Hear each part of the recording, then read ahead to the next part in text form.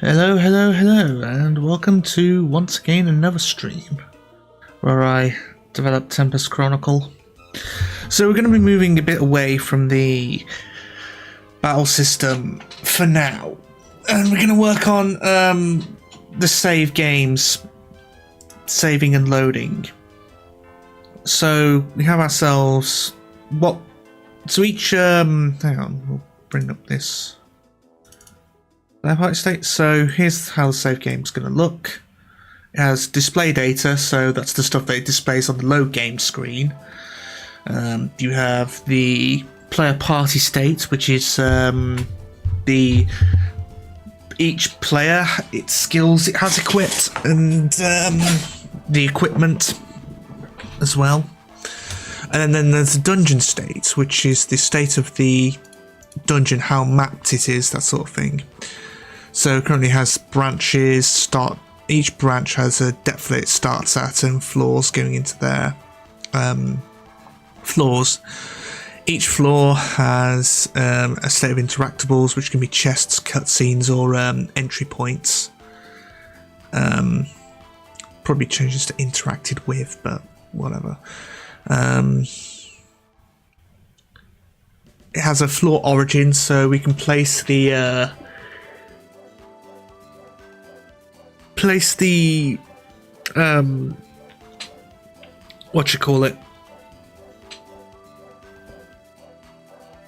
stairs at the same point. So the upstairs of one branch is going to be the downstairs of another branch, and we can just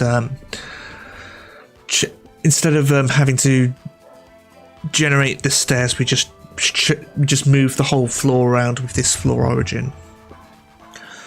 Floor mapped state, that's whether the floor's mapped or not, so it's going to be 0 for unmapped, 1 for mapped, and then 2 for whatever, if it's been what's the word, if they've detected a trap there or not. I don't think I'm going to be implementing traps, but it's something like that. So here's our load save operations. We can have a create new game, new save game, new save profile on here. So player party state equals new player party state. Dungeon state equals new dungeon state, and we'll probably see what that is. It says on the game display data, profile name, playtime, last played, modes found. Modes are what you gather to buff up your party as a replacement for bog standard levels. I want to do something different.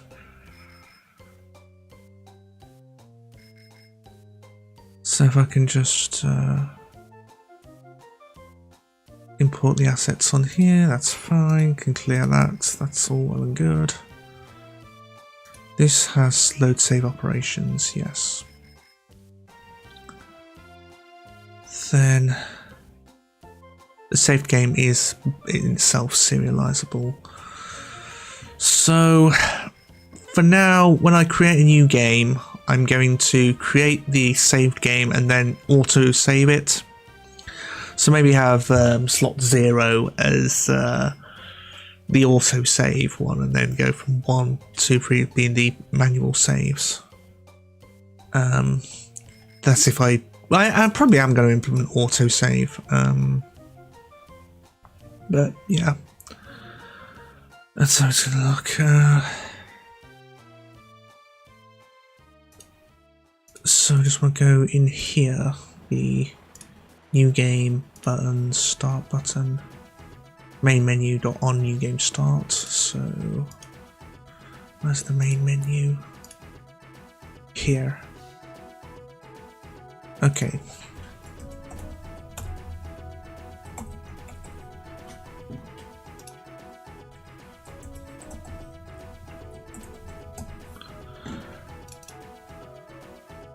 So on new game pressed, transition in, forget, and then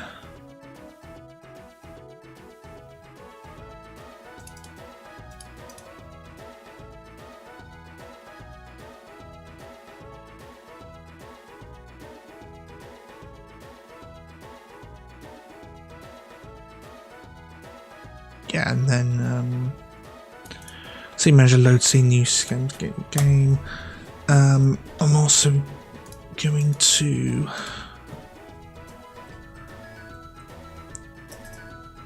serialize field private load save operations, load save.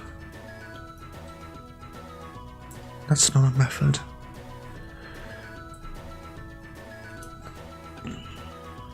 Then on new game start,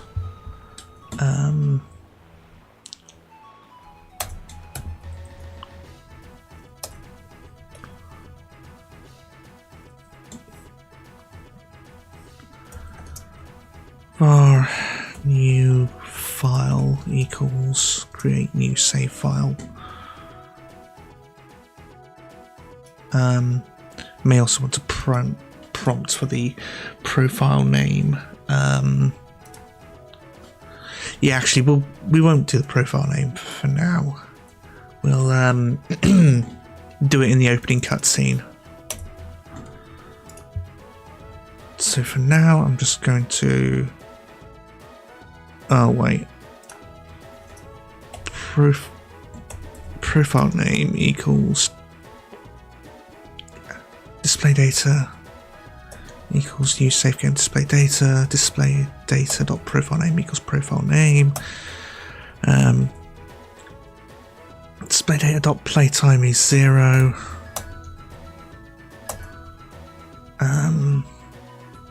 Display data dot last played equals date time dot now dot ticks. And then display data dot modes found equals 0. Most of these default to 0 anyway, but it just helps to put them in. I should really put a constructor in here, but I'm just being lazy. Test, because that's going to be circle. That's going to be a circular reference, and it's going to cause an infinite loop, which means I have to kill the process and then rejig Unity again, which is no one wants. So we've got our new save file on here.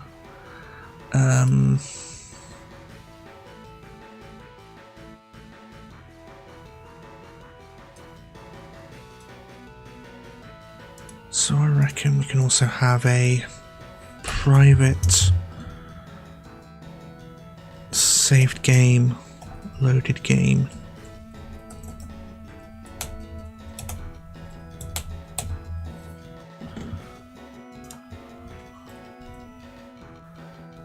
Loaded game equals new save on there.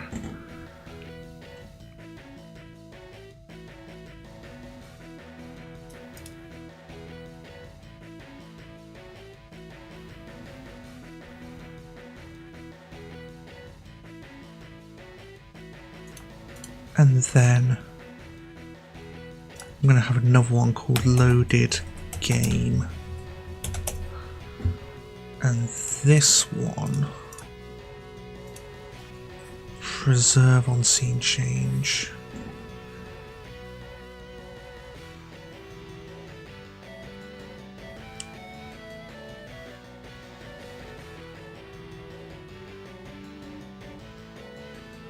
Let's have a sort of game manager, save game manager, save manager.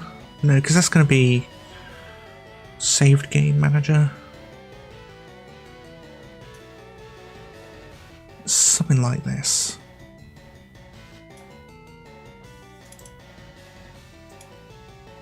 It's called profile, but no.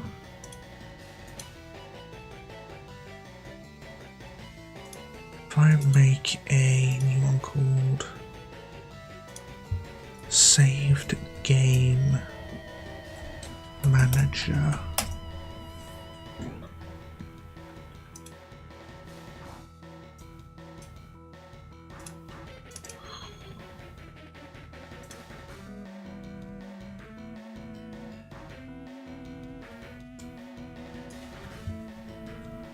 void. They would have a public saved game, loaded game, get private set, and also this save game manager should be a singleton.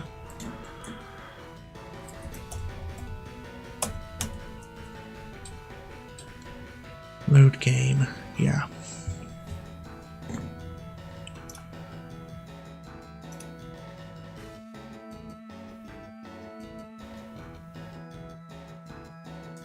Load save operations, public saved game, save game displayed data. Get saved games.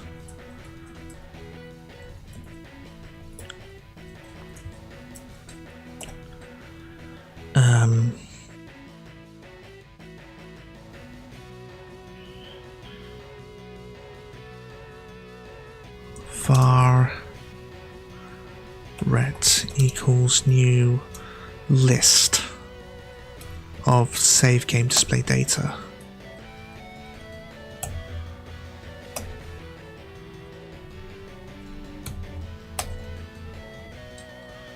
Then at the end return ret.toArray. Then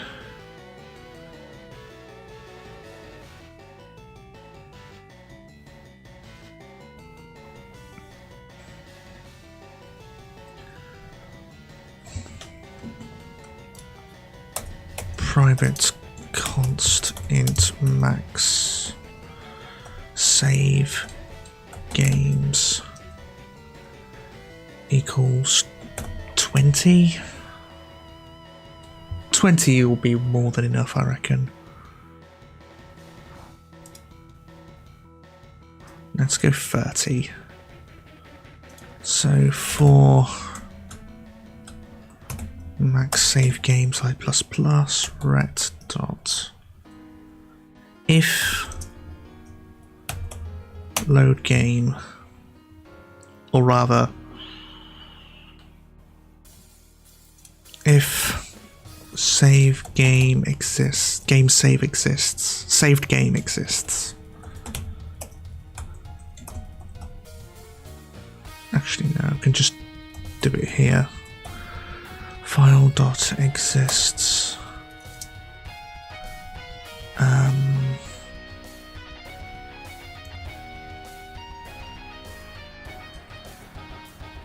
save directory /i.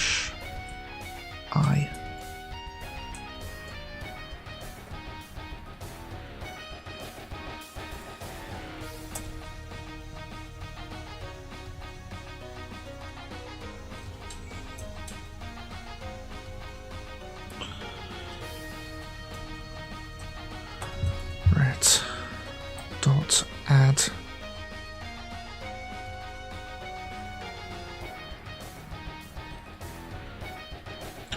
no.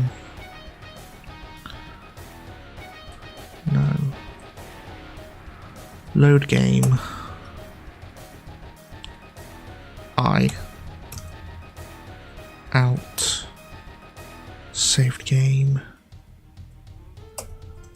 profile. Oh, so we are going to have to load it anyway, so we can just get rid of this, stick it in here. Ret add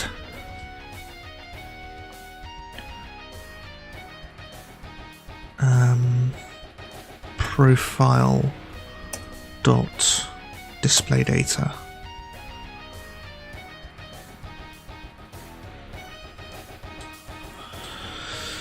Now that means you can't save stuff in like, say if you wanted to save something in file 36, for example, you couldn't do that because then it would instantly go to there. So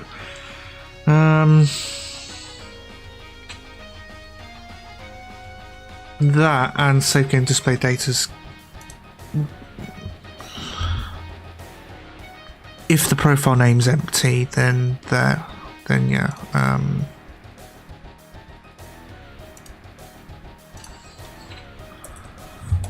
Public static null data. No, save game display data. Get null data. Return. Use save game display data. Profile name equals null equals just blank.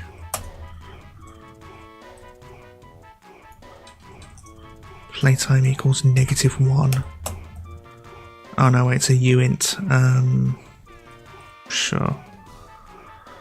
Last played equals -1.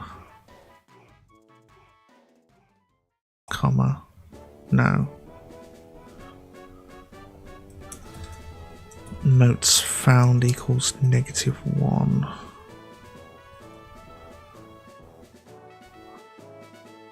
Ticks are a long, so that's... yeah, datetime now ticks is a long, not a u long, so we'll keep it as that.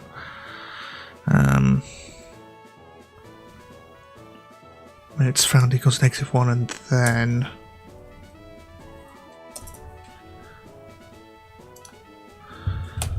public static bool is null data.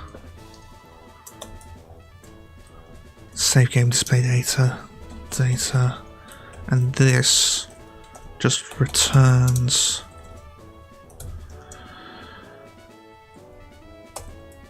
notes found being less than 0.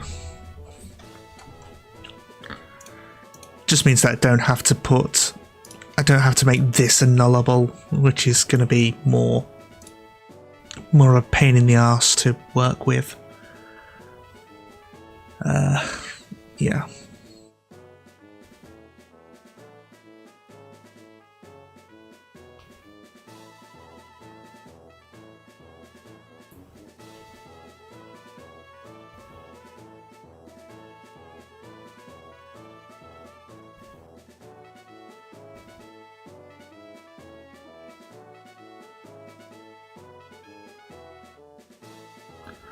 Return ret to array. JSON using to JSON file write. Yeah, okay, that's weird. I could just make this. Actually, yeah, I can do that.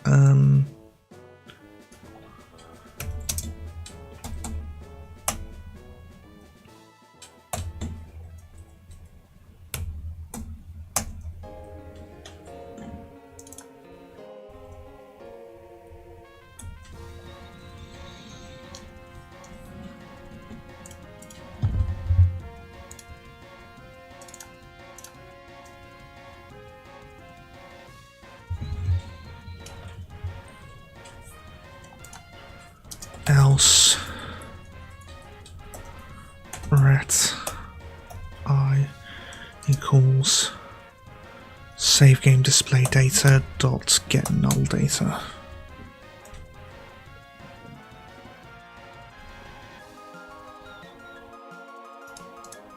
Yeah, that's fine.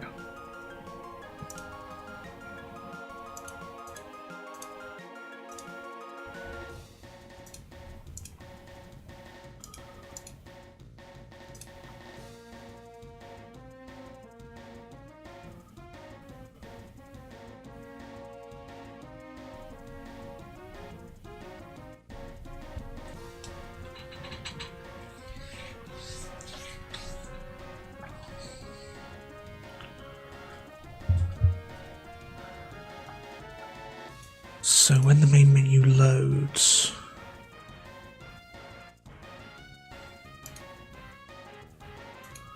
or rather, yeah, on main menu,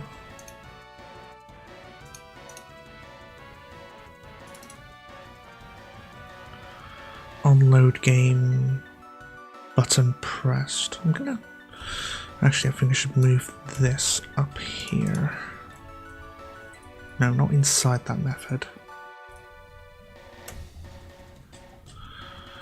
transition dot transition out done, and then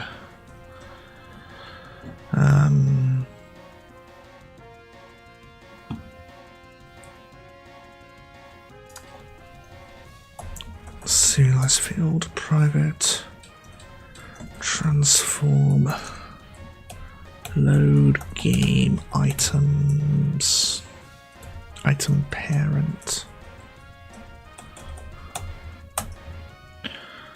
then also private transform load game items item prefab. We should have something like Copilot, but just for spelling mistakes.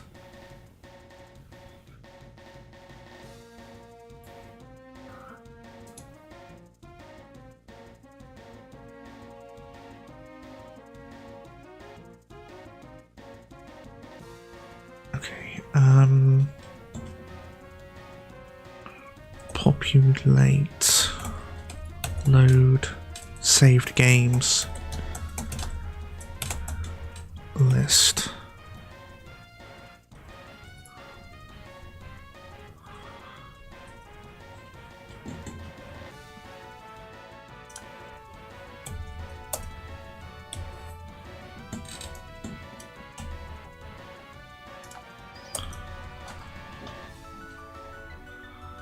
Now I'll put it here.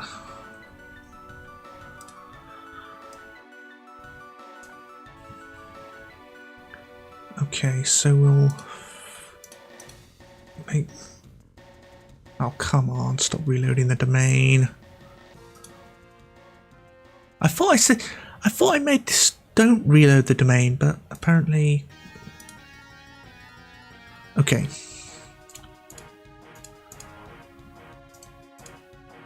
I'll just find this. There we go, load game list item. Right.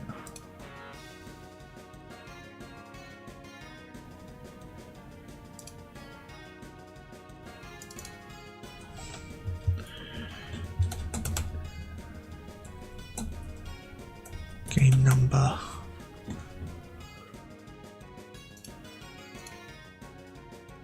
Then what's it contain? Hang on, let me look it up. Check my notes. Profile name, playtime. Okay, so profile name, playtime. Profile name.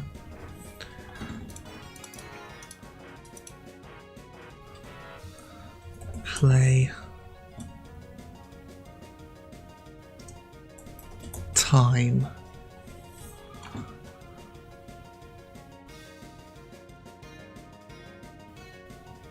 Maybe have date saved instead of last played. So we'll need to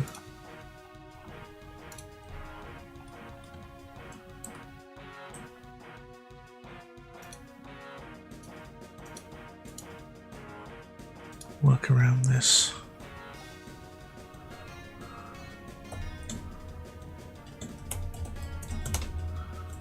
Profile name, date saved.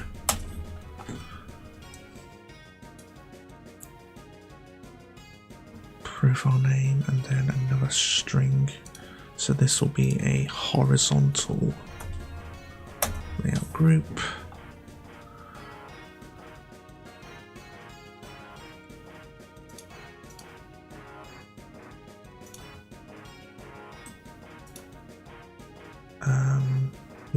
No, middle left.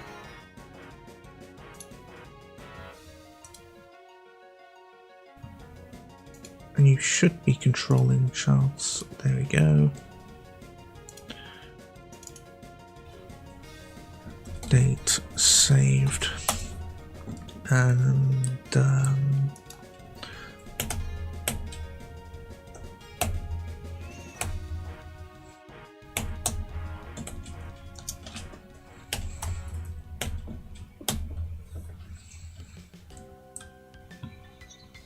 right align it.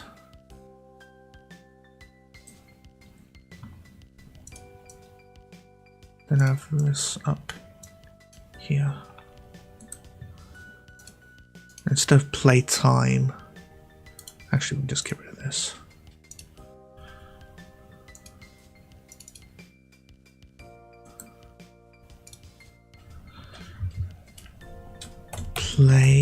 Motes found playtime.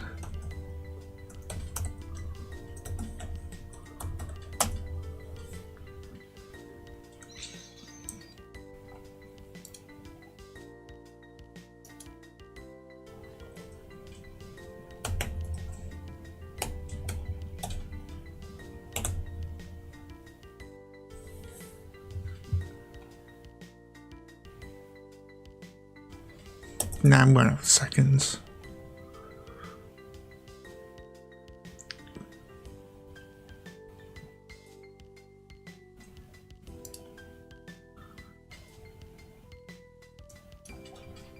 Motes. 17. Motes found.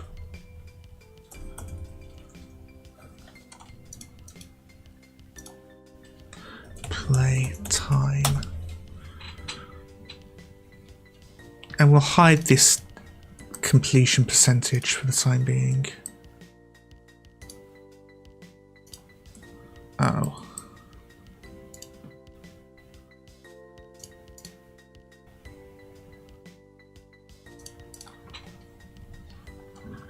Yeah, we'll just hide this for the time being. So it looks in there. Yeah, that looks kind of alright. These are in line with each other, right? Yeah, they are. Just gonna make it a bit further. The fuck?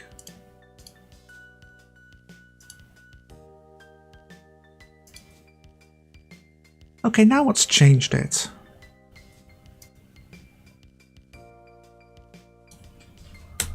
Oh, for God's sakes. Okay, yeah, that's better.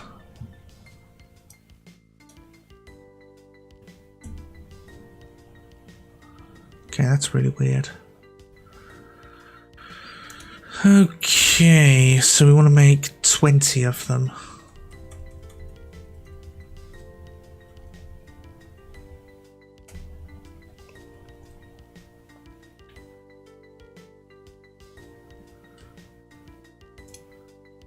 Okay, and then we also need to have a null item, so not null.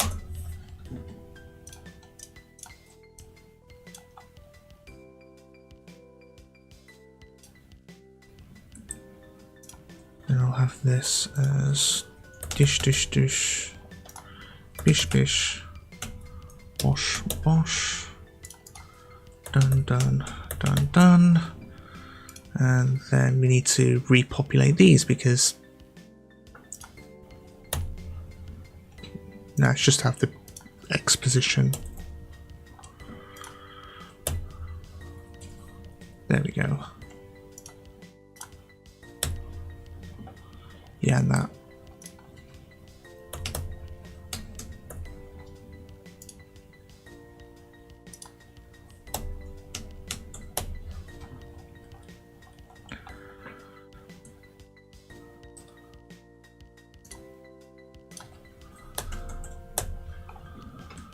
Okay.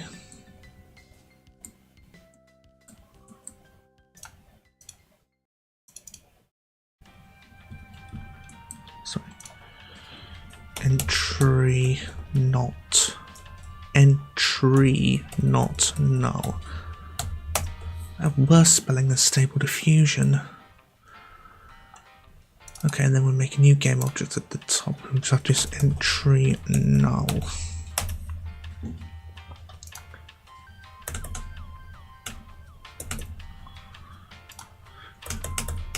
I know I can just click on this and click on this, but it's the muscle memory. Right, and then this we can just have a big ol'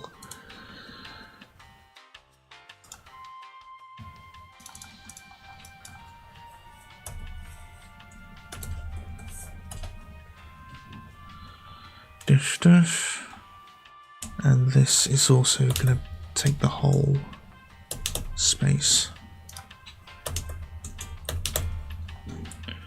Empty. Yeah, we'll have it at 72. Put some little spaces by this empty as well. Then Dojika.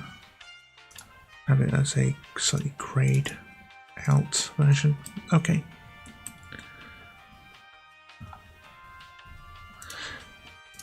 And then actually I'm going to take this game number and place this here.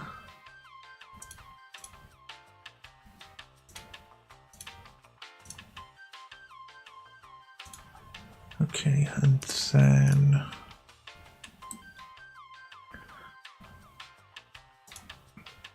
UI main menu. Actually no. Save load. Actually no, it's going to be. It's only going to contain the same thing, so we can just put it in the main menu instead of having the entire folder just for one class like we've got here. Well, not going to have it much longer. Load game list item.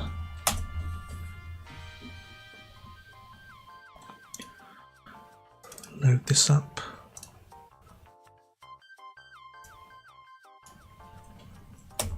Okay. Public void populate. Save game display data. If save game display data dot is null data, then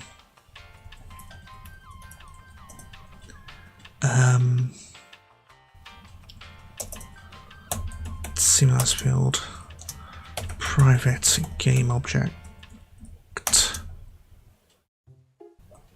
entry not no null entry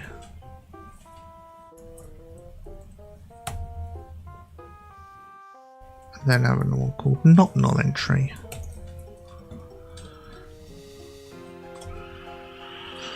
Null entry dot set active true, not null entry dot set active to false, else null entry dot set active false, not null entry set active true. Then yeah, we might as well just serialize them here. Serialize field private text mesh pro UGUI save number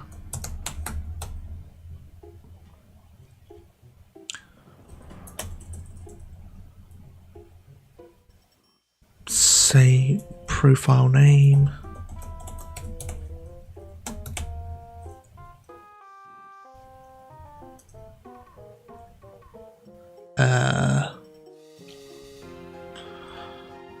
last say save date time and then playtime.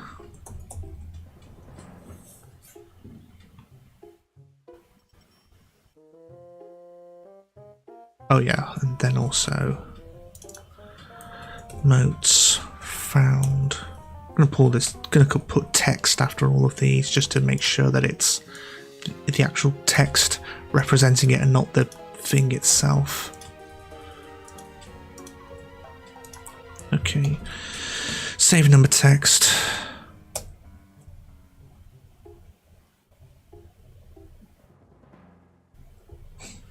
Sorry, int number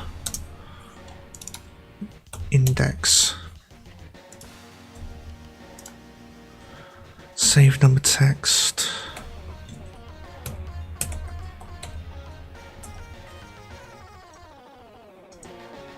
Equals index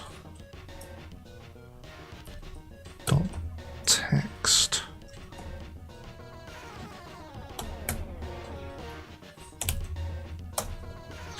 And this goes out of the if statement because it shows no matter where it is. Profile name text equals date.text equals data.profile name. Save date time text equals date time dot format, no, pass,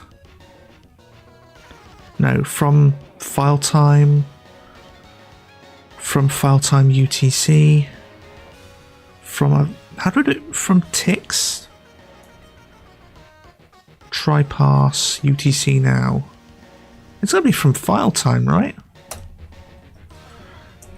Data dot last played. Cannot convert.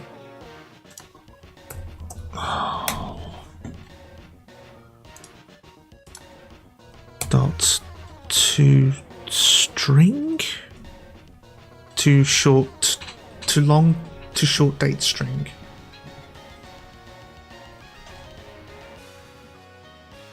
That's not right. Hang on, let's look at this up.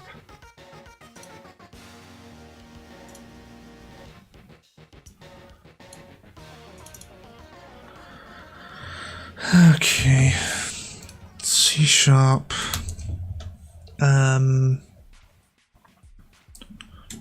Date. Time.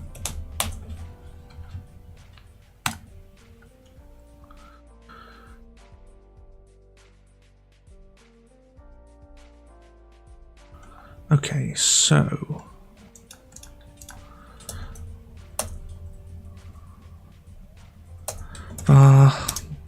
date time equals new date time data dot last played, which I'm going to rename to save time, date time dot how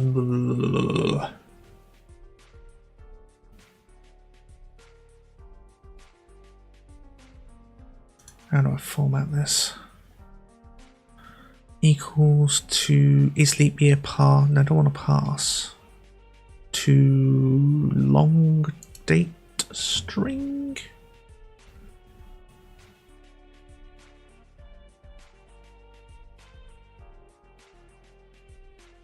Long date pattern, short date pattern.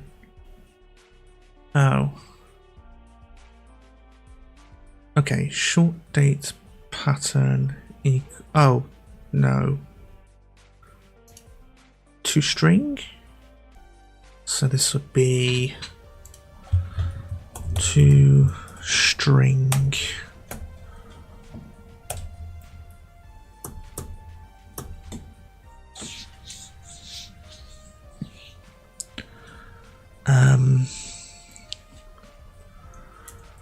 Y, no, lowercase y's. Oh, here we go. Y. Slash slash DD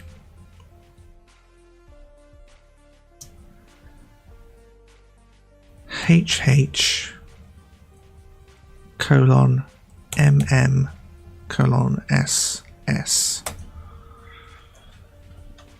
That is the I. Yeah, alright. Then playtime text equals, oh no, var playtime equals new time. Oh no, because that's a Unity engine's time, not the system time. If it's ticks, then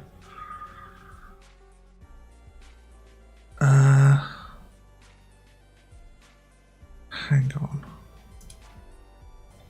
C# time.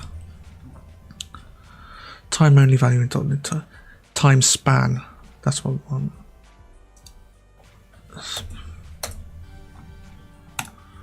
Okay, let's have a look.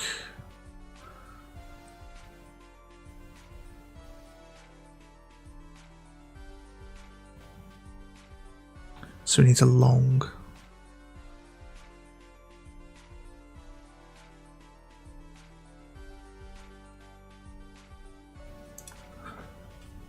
New time span. Data dot playtime.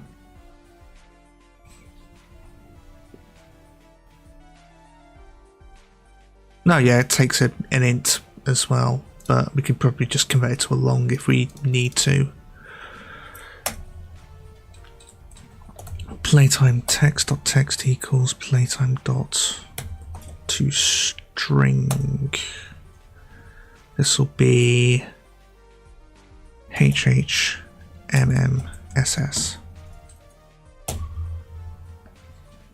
And then probably later if we want to change it to minutes, hours, seconds, whatever.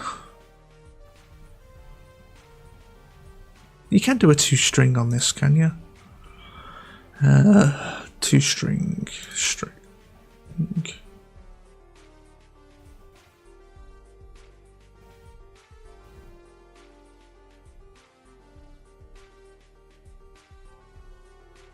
HHMMSS.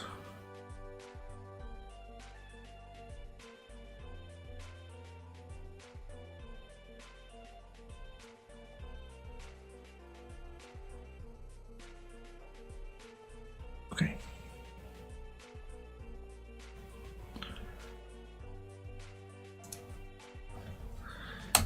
If playtime dot total hours is less than 1, so it's greater than or equal to 1, then do this. Otherwise,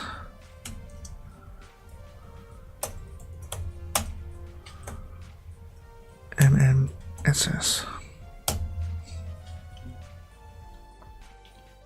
And that should be everything. So we bring this back up.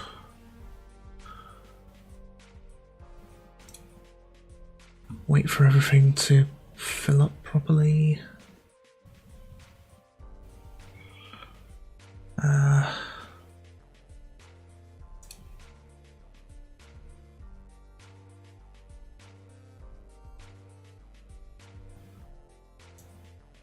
Bring this on.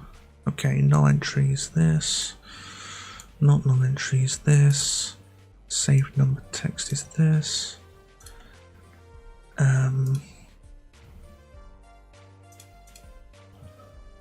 Profile name. Date saved. Playtime and weights found.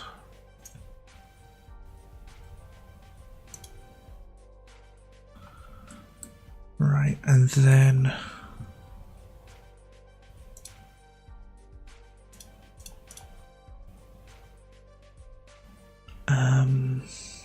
where are we? Main menu.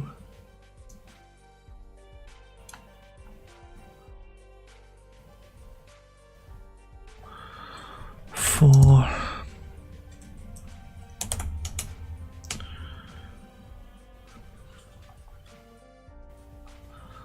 load save operations dot save slots available.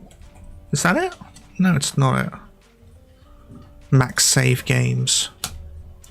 Make that public.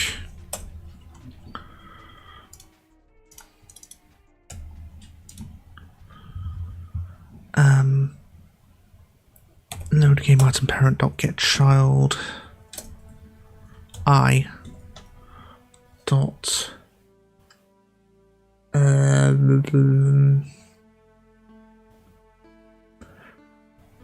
Forward? No. Get child I dot get component. Load game list item. Dot populate I, comma, right, saves equals load save dot get saved games.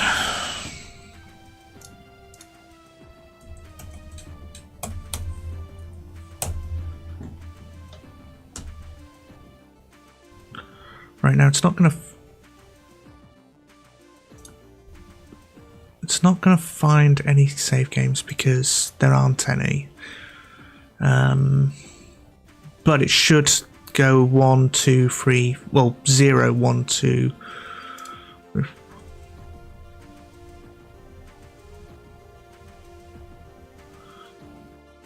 Just click this. Okay, go out there. Oh.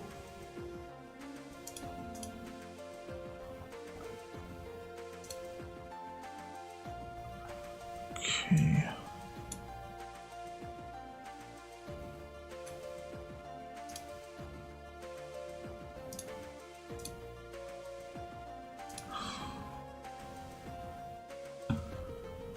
Was it a transform?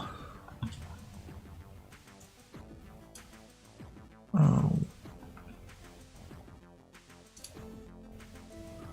Profile loader goes here. Load game item prefab is where? This is a game object, not a transform.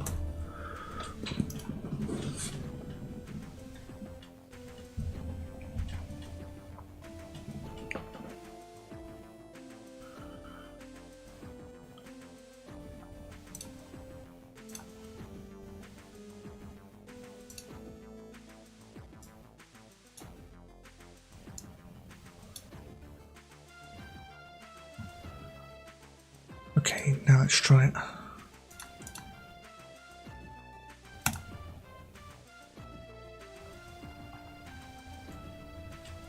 This scroll speed needs to go way up. And maybe have, maybe so we can fit another entry on there. But yeah, these are way too big. Okay, so this can be made a lot smaller. Actually no, low game items, low game layout, flexible height. Oh. No.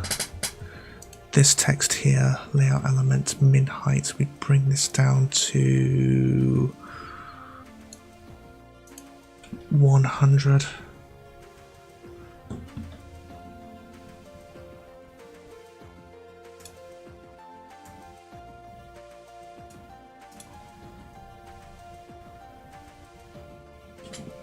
And then this low game list item, we make the height to, oh.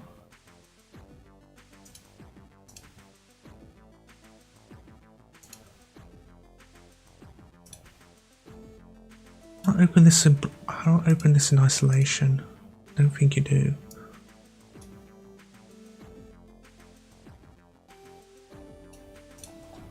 $100 instead of $150.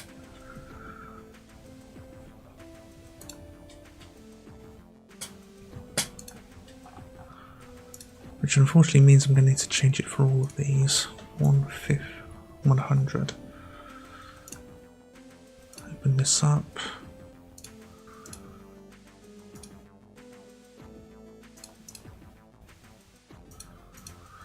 Okay, this text needs to be a bit smaller then.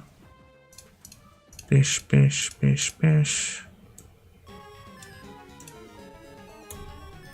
Yeah, that's acceptable.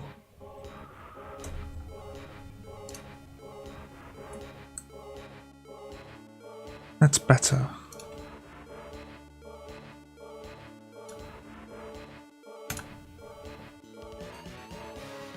No, the empty text needs to be a lot smaller and all.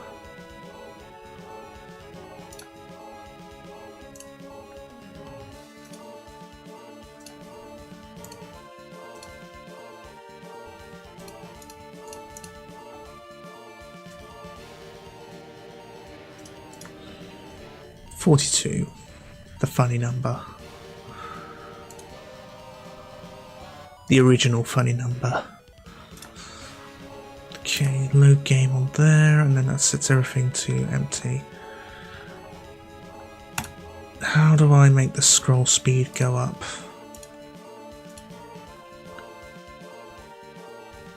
Elasticity, deceleration, and scroll sensitivity. I've put that to 3. How does that look? Better, but still not great. We'll have it as 6.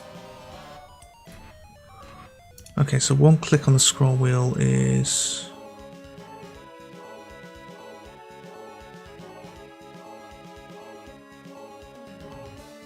One, 2, 3. Okay, 15.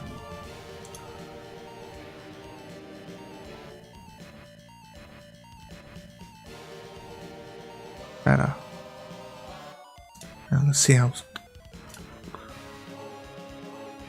Yeah, that's fine. That's great. Although I don't like that it just sort of... You see this little thing here.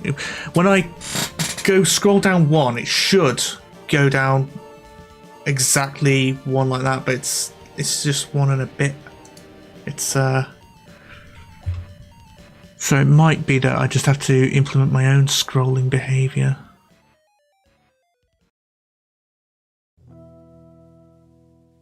Oh well, if the playtesters throw a hissy fit, then they throw a hissy fit. It's just very OCD, let's call it.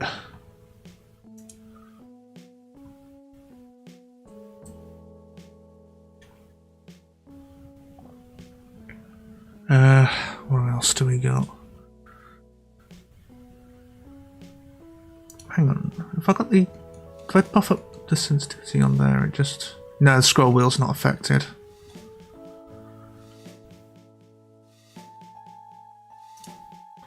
What is the scroll sensitivity? Is there a unit for it that I can calculate the...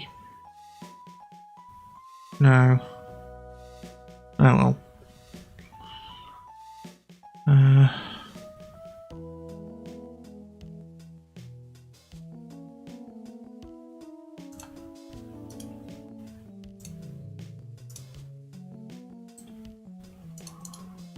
Let's see if this works normally. Dish. Yep.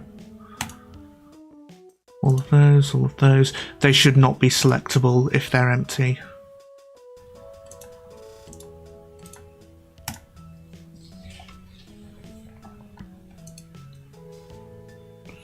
So, here we go. Get component toggle dot interactable equals false. Get component toggle dot interactable equals true.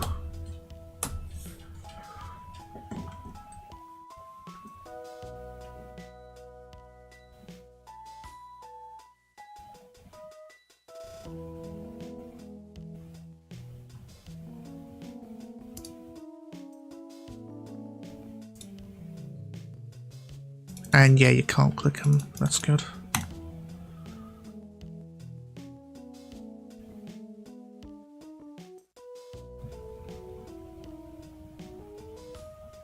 Don't like the bouncy thing, so we can get rid of that. Scroll view. Movement clamped. See if that helps. Oh yeah, that's way better. Yeah, I think the elastic thing will only be useful if it's a touch screen, but we're not planning on releasing on mobile. New game, load game, quick to desktop. Okay, now for new game.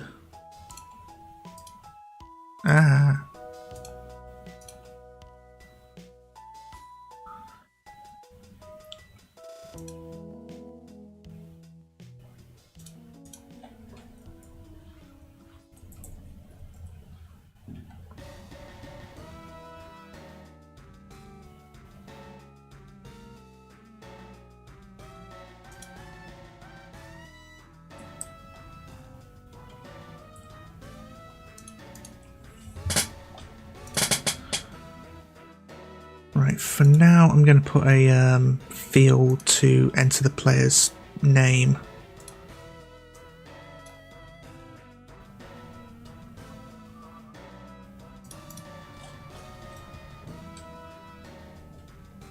They should have a horizontal layout group as well, middle center.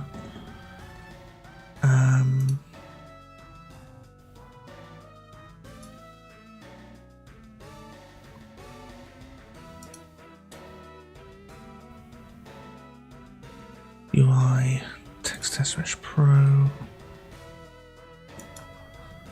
profile name.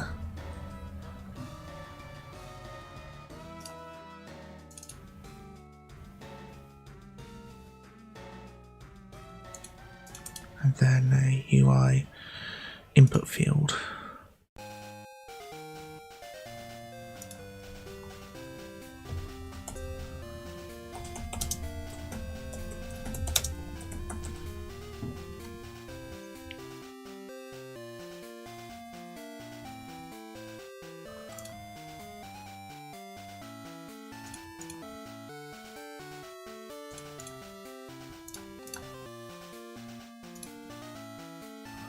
Okay, this.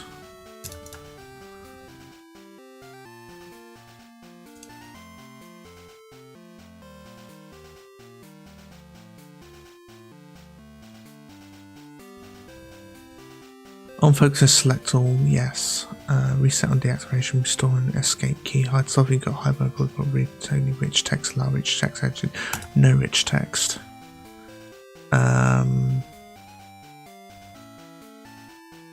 Content type standard name, yeah, single line, placeholder on there. Oh, hang on, enter name here, and then on this text area, text, just get rid of that. Dush. Make this again the funny number.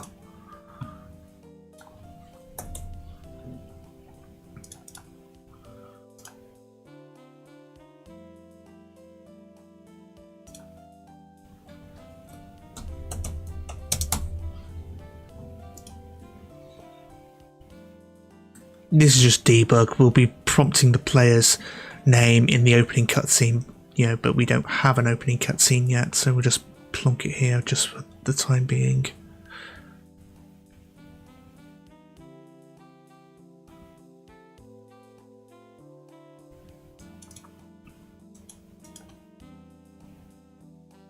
So Save Game Manager will just have the loaded game, and that's all it needs.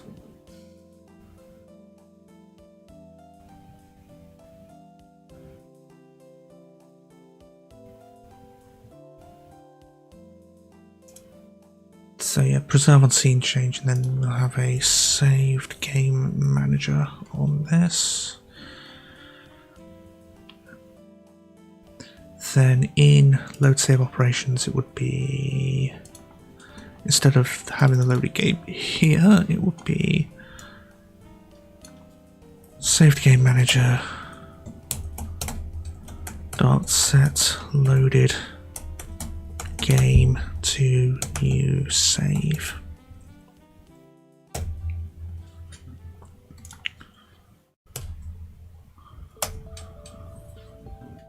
Then on load game it would be... Oh wait, no, wait, no. This should be in the main menu. So on new game start, create new game, set new game scene, new file. And there we go.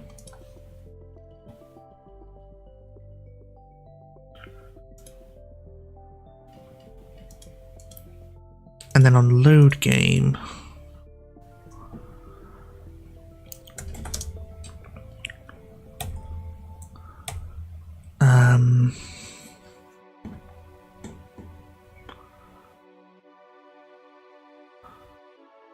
populates load saved games list, and then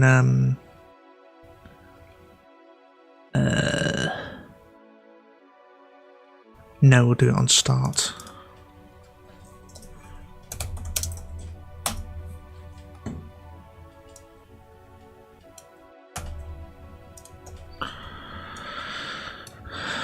Load game item parent get child dot get component load dot get component toggle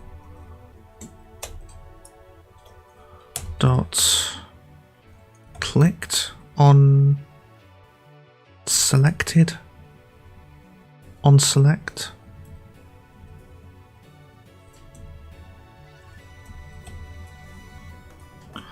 What's the bloody event called? Hang on, content, toggle, on value changed.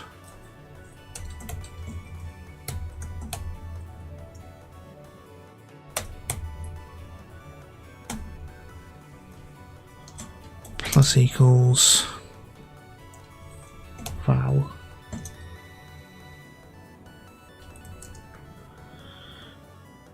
If val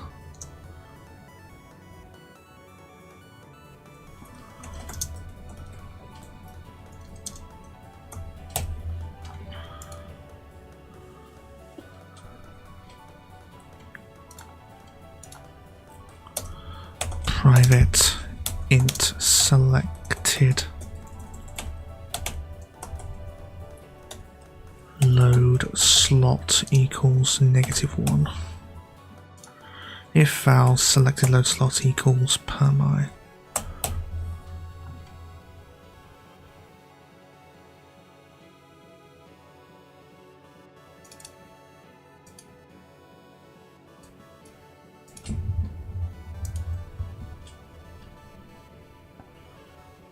Toggle event and lambda expression. Add listener.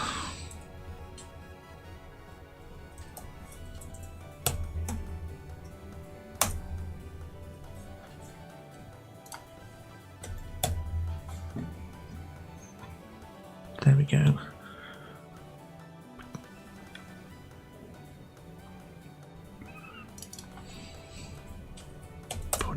Put an underscore there just to make sure.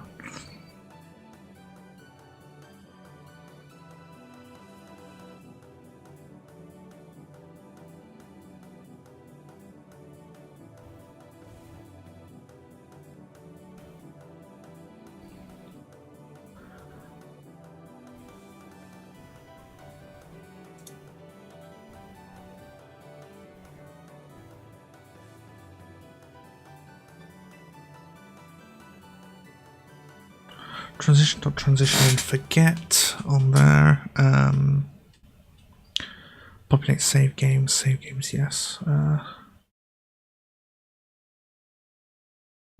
Then on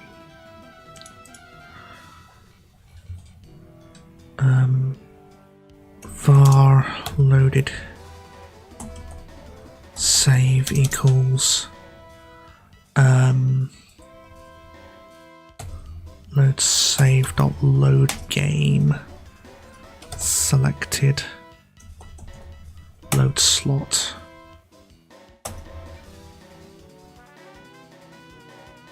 saved game manager.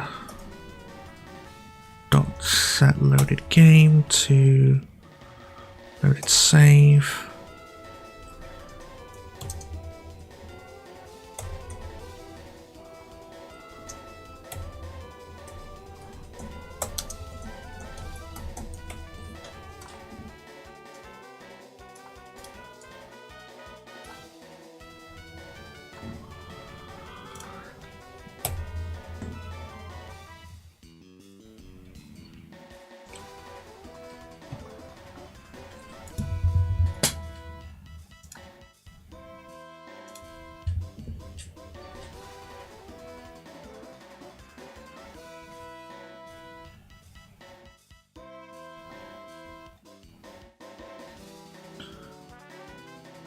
Then also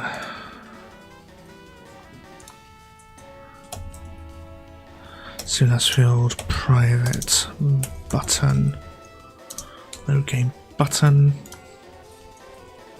dot interactable equals true, and I've made it so the toggle group doesn't let you unselect a load game once it's selected, so that's don't need to handle the case of it being unselected. Right, so we go back in here, load game button is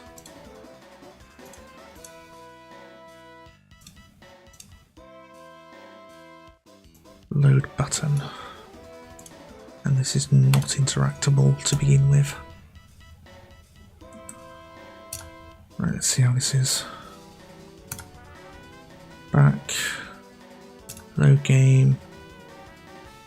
No game is interactable, apparently. Oh, I know.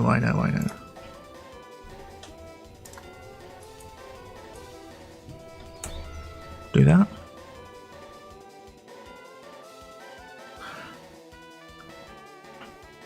Wait, if...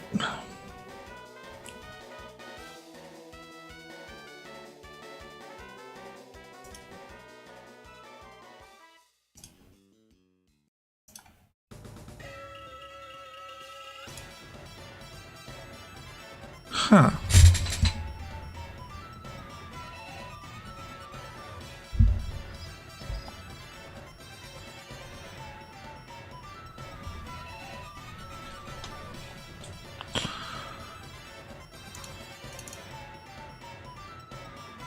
I'm trying to set load game, but then it loads its slot is nothing. It's not giving an index out of range exception.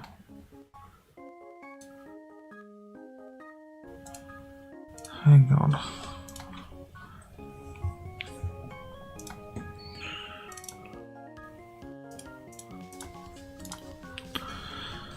Debug.log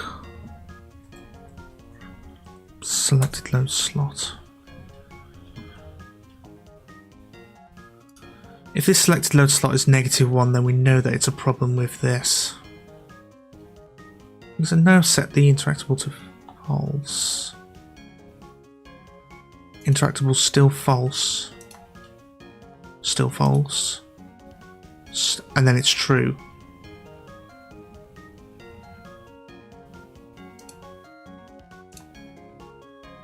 What's making it true?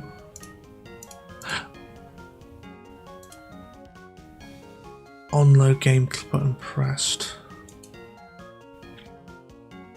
Load game menu set active false. Populate save games on there. Populate that with that.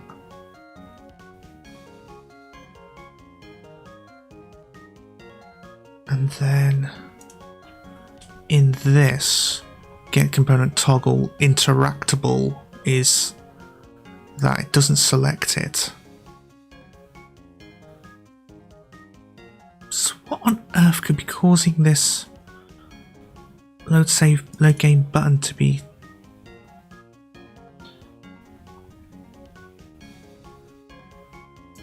hang on, let me try it. Load button here. If I were to okay, so it's not interactable. If I make this load game thing happen, the interactable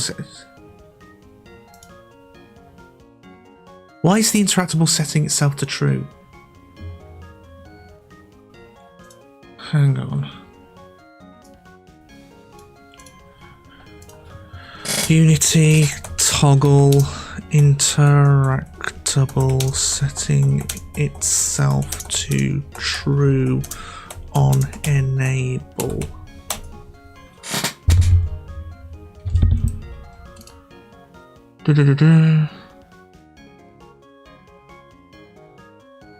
That's nothing.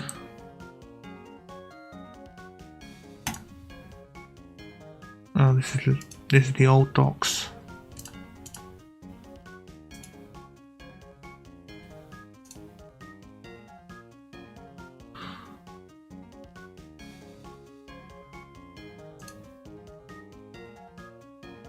When disabled, the UI11 spears grayed out.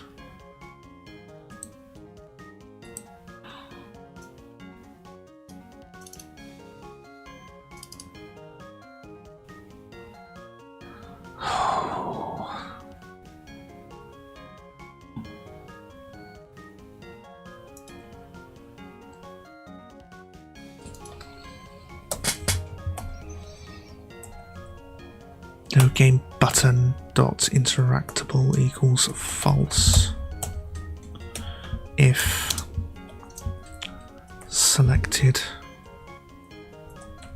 load slot equals negative less than 0.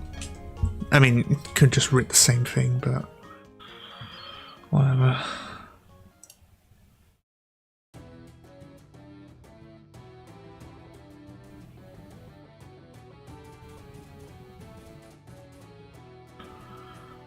Okay.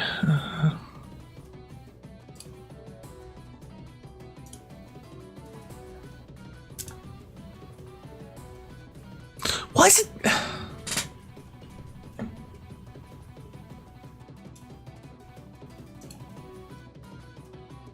0.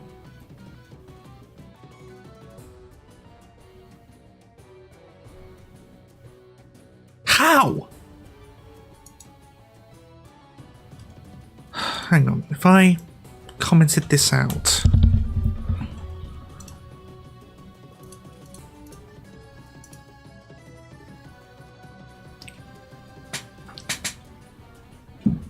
Oh, ouch.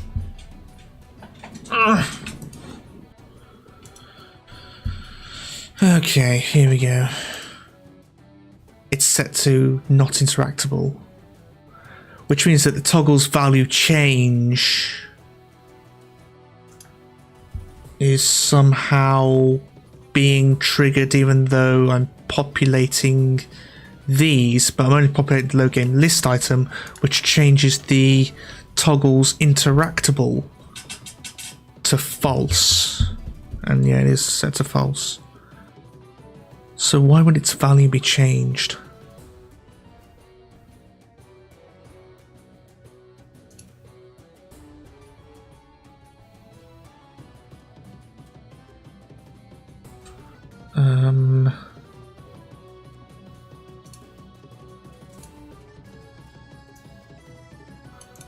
Okay. Unity toggle.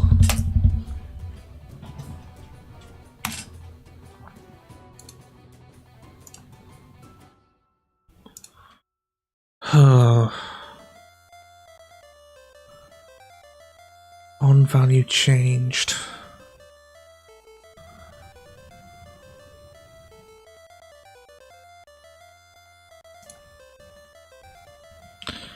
Using when it activates or deactivates a toggle, the listener to perform an action with this. See the delegates tutorial for more of that.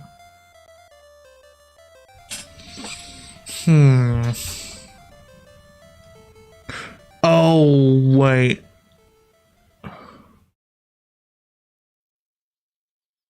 Toggle event, which is what?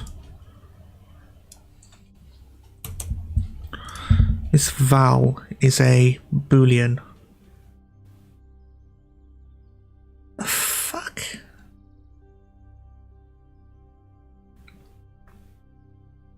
Yeah. Bool val.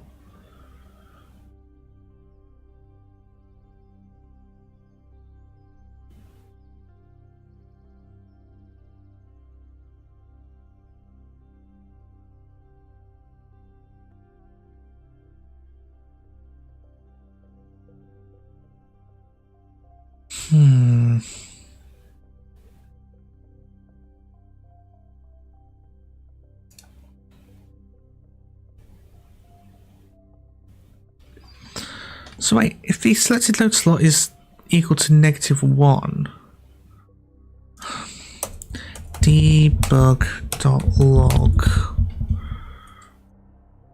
load, oops, load slot permi selected.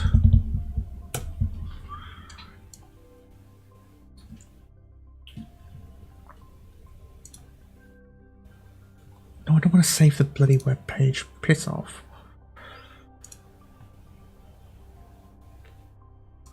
Okay. Load game. Load slot 0 selected. How?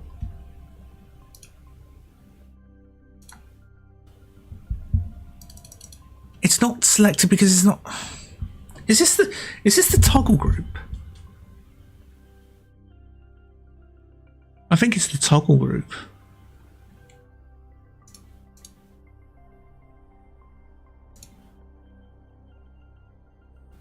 Can't think of anything else. Allow switch off true? Question mark? Yeah, that works. But then they... Okay.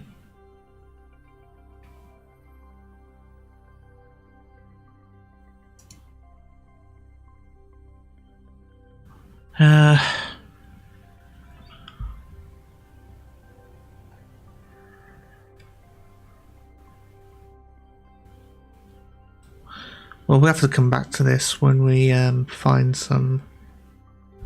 When we actually make some save games to actually put into these slots. Which probably means a save game button, which probably means... Oh... Okay. Come on.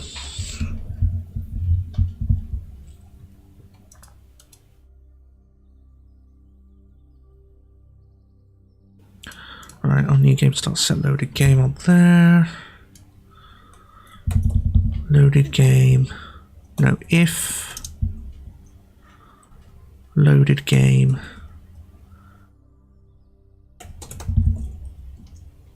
is equal to null. This is not static. Why the hell would it be static? If loaded game is not null.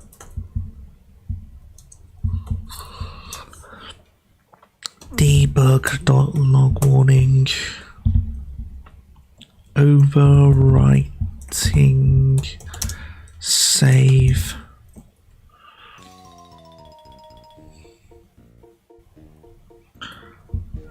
Loaded game dot profile name. Loaded game equals new save.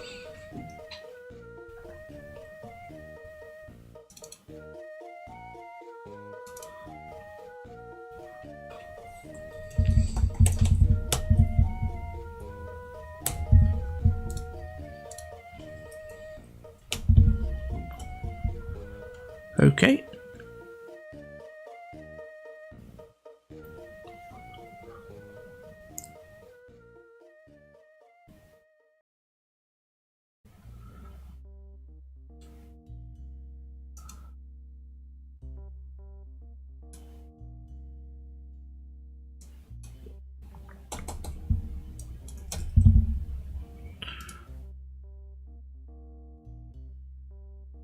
So we're trying to create a mono behavior using the...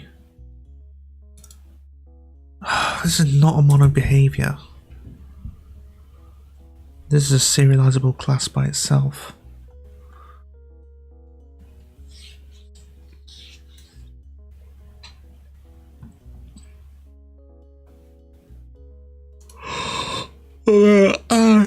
And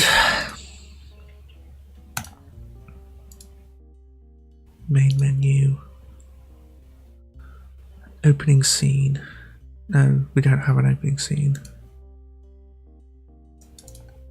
Scenes, staging area, save changes. Add that, and the dungeon scene as well.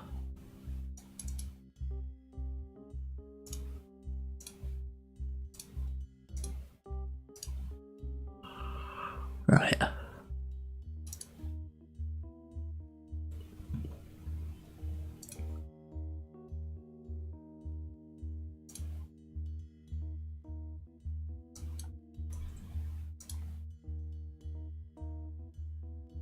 I'm still trying to create a model behavior using the new keyword. This is, oh wait, yes it is. Oops. Okay, player party state.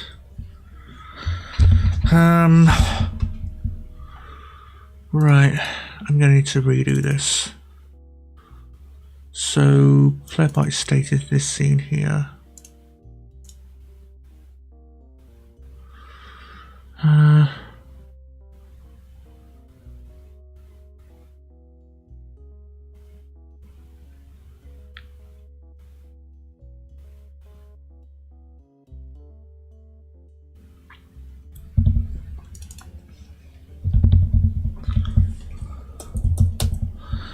Okay, don't do this. Get rid of this player party state component.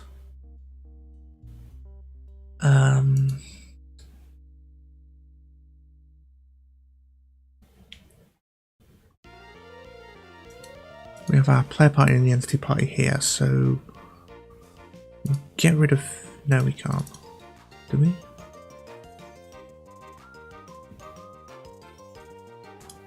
There's still references to it, like in player skill targeter, but no, it's dungeon manager. If I change this to entity party, no, because then it will have to find a player object by, or it could just tag it.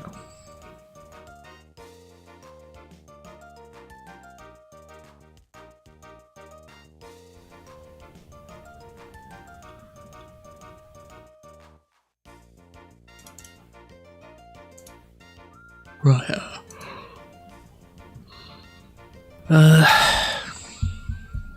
Comment that out. We'll need a player party manager, player party state manager.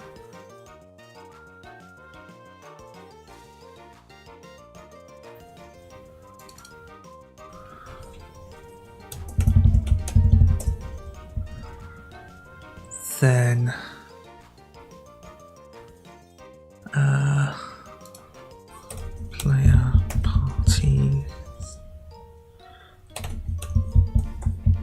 player party state, go into here. Oh, it's a profile, so player party state manager.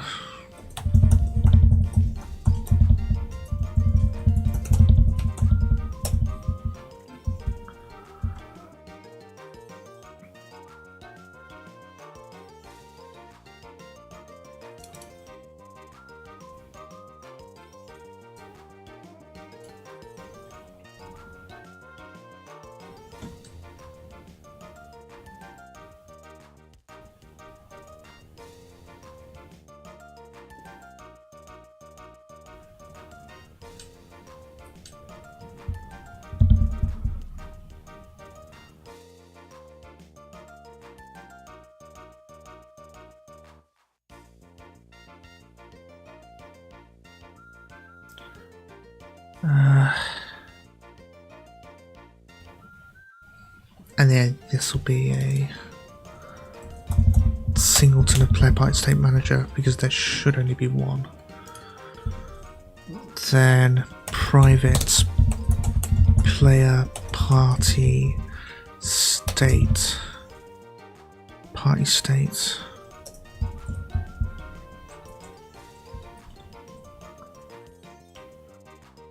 No, public. No, this should just act as a sort of facade for the player party state. Should it?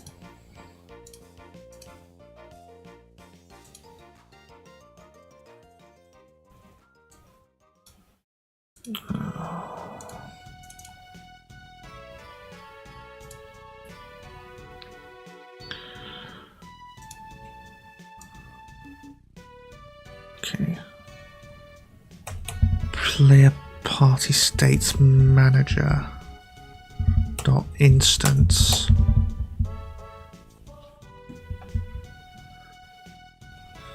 dot current state.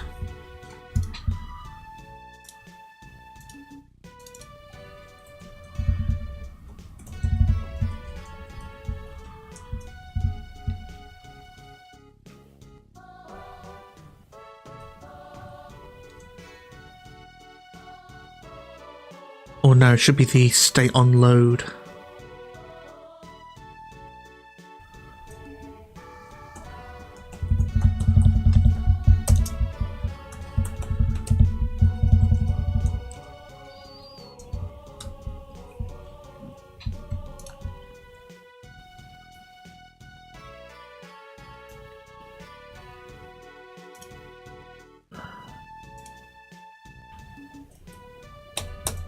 So yeah, that's fine.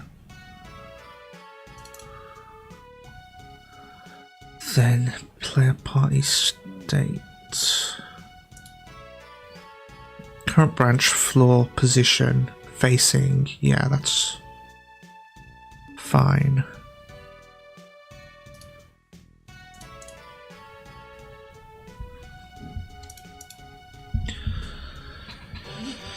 Then we need to go on further and have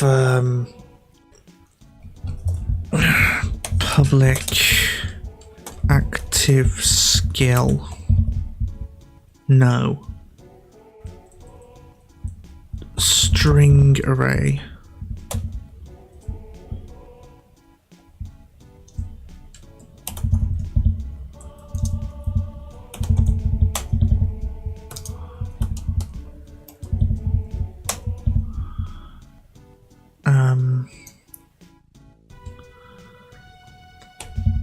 Equipped skill addresses.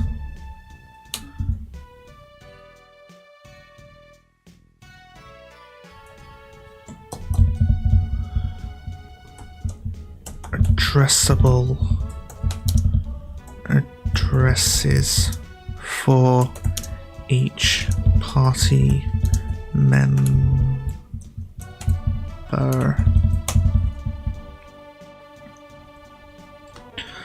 0 to 7.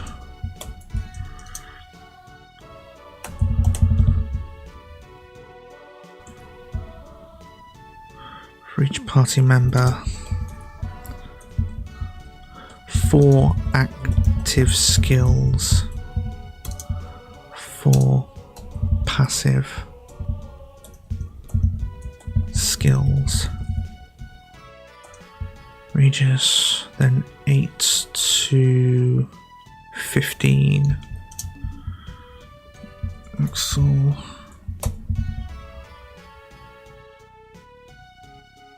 (16 to 23).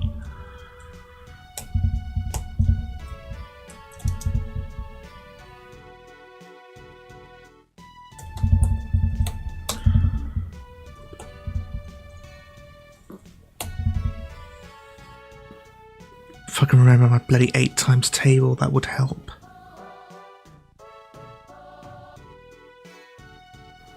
First one.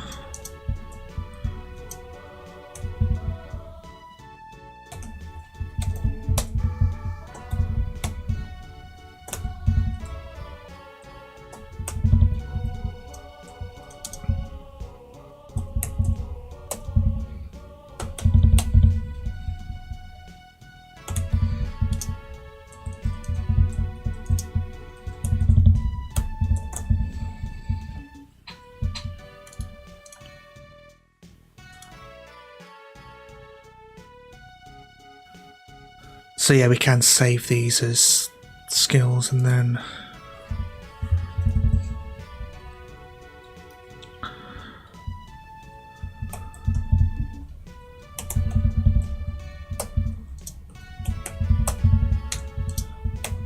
public string array.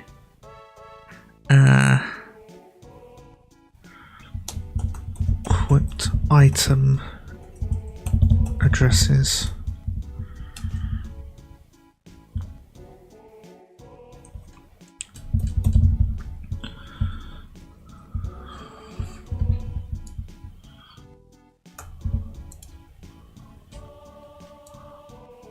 One weapon, one offhand.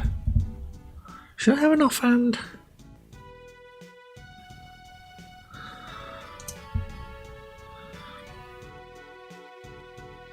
One weapon, one offhand, one armor.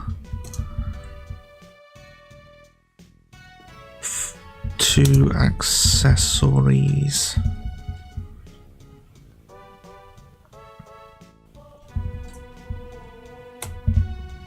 Zero to 4. No, that's, yeah, 5. This one's going to be a bit more easy. 5 to 9. Excellent. 10 to 14. 15 to 19. 20 to 24.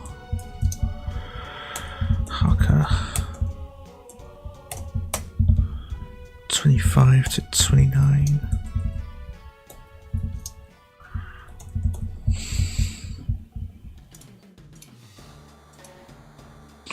So then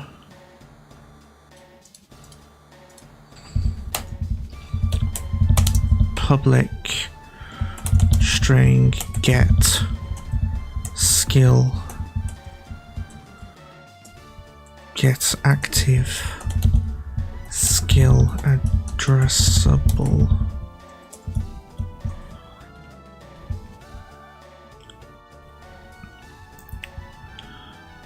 String array get active skill addressables. Not active. So addressables entity presenter entity. If entity dot battle index is greater than 5, debug dot log error. No. Throw new argument exception.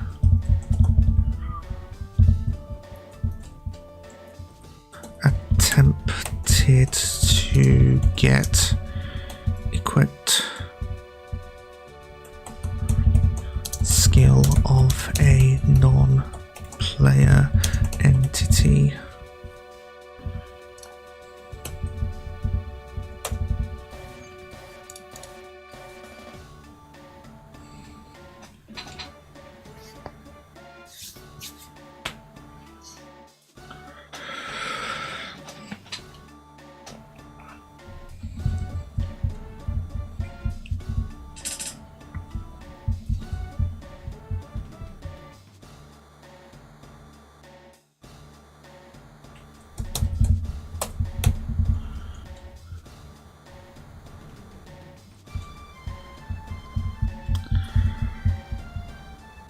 Return equipped skill addresses dot slice. No.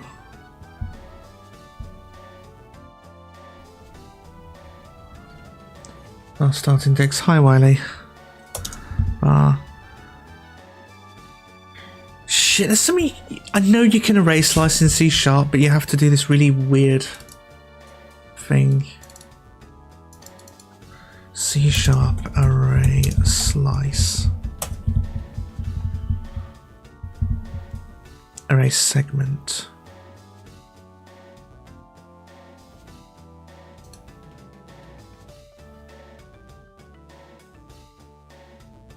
How you doing, Wiley? How do I even...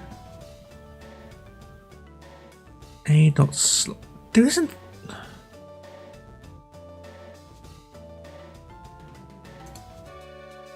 Oh, it's this... Oh, they made a whole extension themselves. That's probably why. Okay.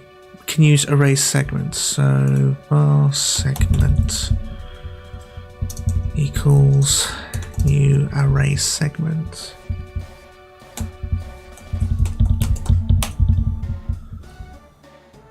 Of string, and this will be equipped skill addresses, comma, entity.battle index multiplied by 8. 4? I'm good. Okay, that's good to hear.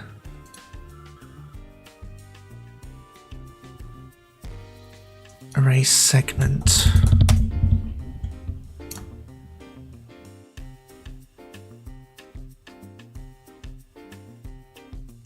Lately, YouTube is recommending Kaida and Komodo vids eating screaming prey. Well, did you do anything to trigger that? I mean, that's a bit weird. If it's just coming out of the blue. Start index and count, right. Array segment is array count offset. Are you in? Yeah, I'm doing alright. I'm just plugging along. Cricket started up again, so that's something good to look forward to every week. But yeah, other than that, same as always.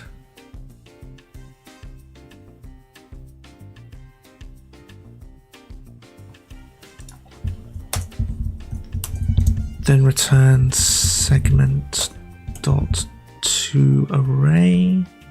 You only watched a Hyrax screaming. Oh. A Hyrax? That's something I've never heard of. Hyrax, also called... Oh! Oh, it's like a little land seal.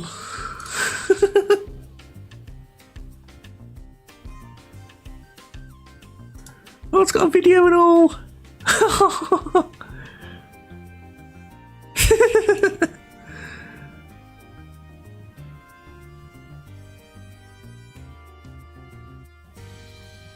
Oh, that's adorable.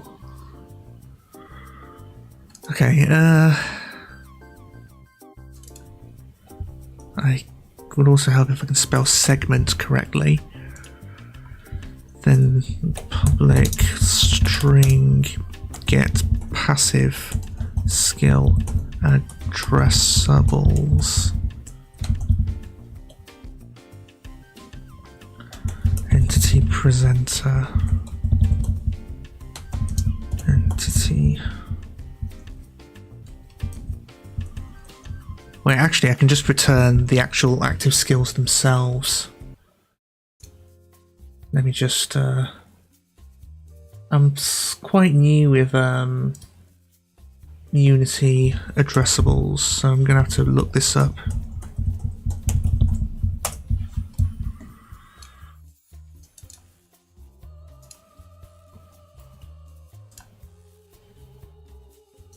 Manage addressables. Want to load addressable, use addressable assets. Load by label. Does that have the same? No, here we go. Load by address. String address. Async operation handle. Handle.complete. Okay, so comment this out. No, we've got the array segment. So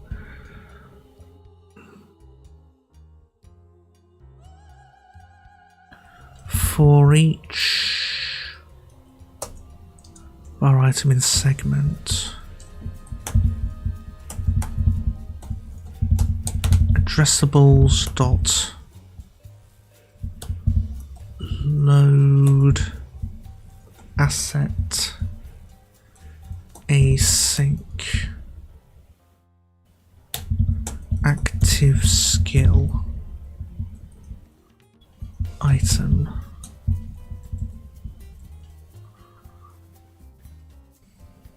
Like there's something in Unitask where you can do, where you have to when all. So it's something like, hang on,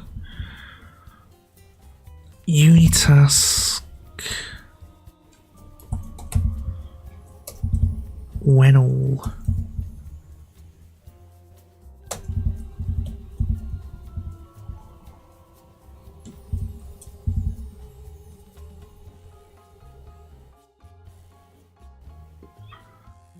Actually, no.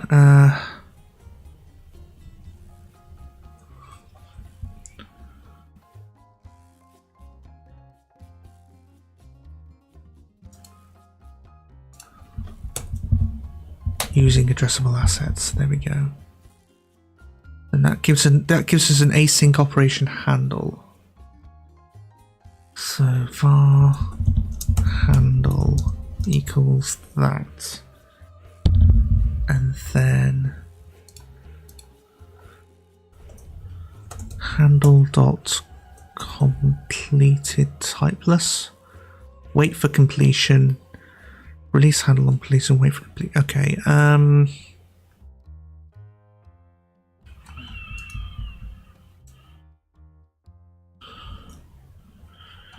Segment equals array seg. We'll call this var addresses dot to array. Then we need to somehow convert all of those arrays into segments.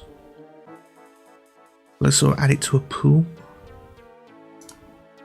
Unitask Unity docs.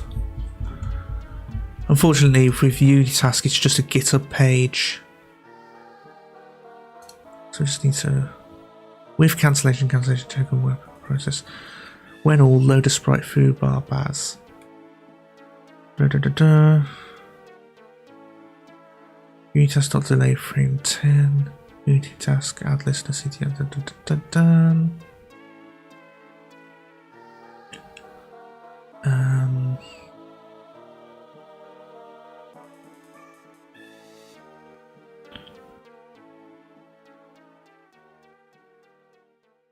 Hang on.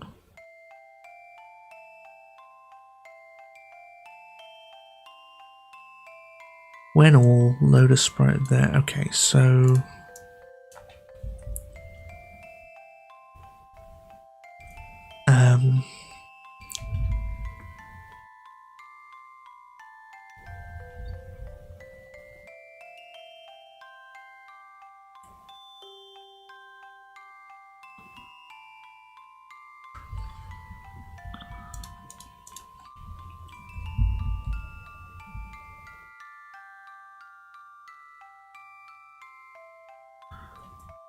right, private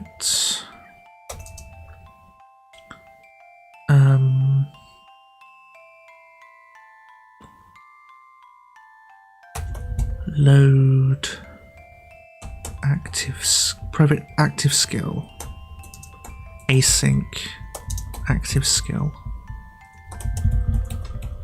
load active skill string address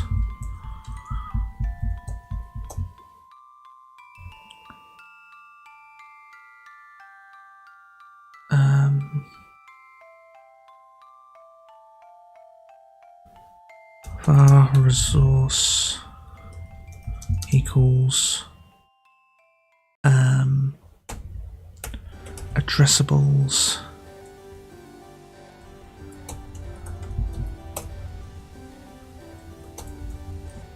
addressables dot load asset async of active skill address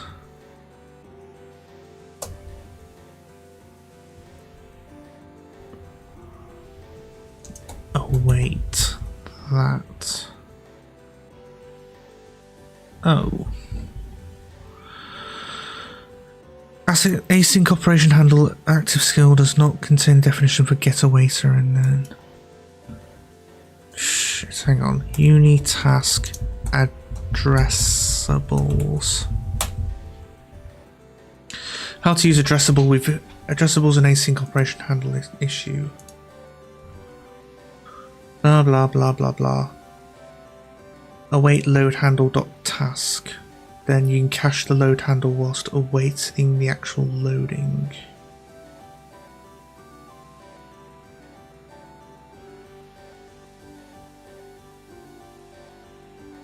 Currently awaiting load asset async makes it impossible to call addressables.release earlier. Var asset equals await handle.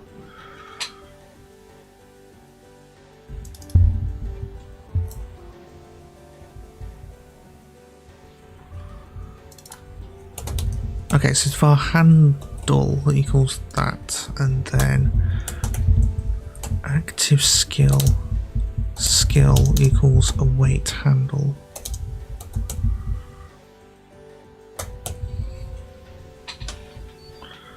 Since await handle returns a void type. Oh, right.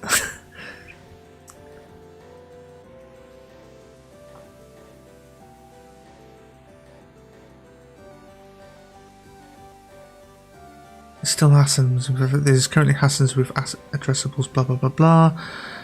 The await is returning void because these the addressables async exceptions, blah blah blah blah blah blah. If you need to ask addressable support on the blah blah blah blah, so make sure to add unitask.addressables to your assembly definition resources. It may not do it automatically if it thinks that the enumerator async extension suffices.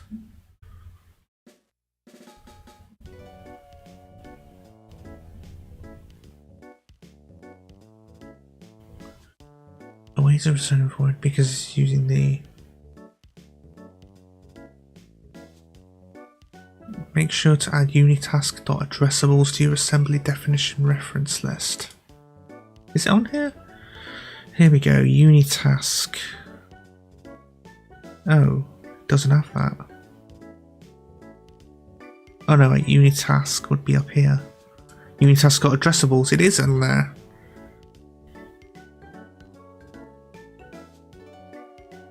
It's done that, but it's still not doing it.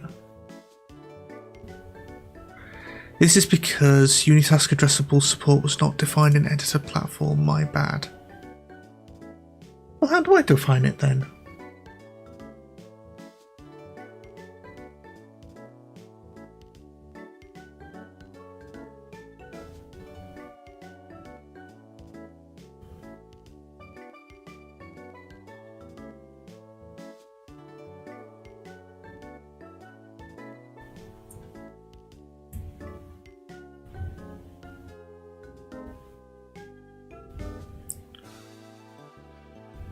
I ended up doing this. Okay. Await. And because then I'm not going to get the skill out of it, so only if your build settings are on editor platform. If you switch to Android or iOS, it works as expected. Yeah, that's fine.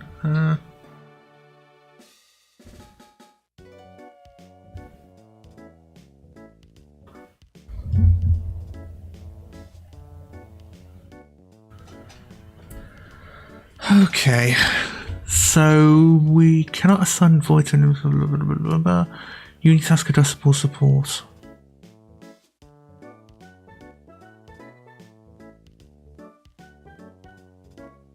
Can we do this? Hang on. If Unitask. Oh. Doesn't have any of those preprocessors.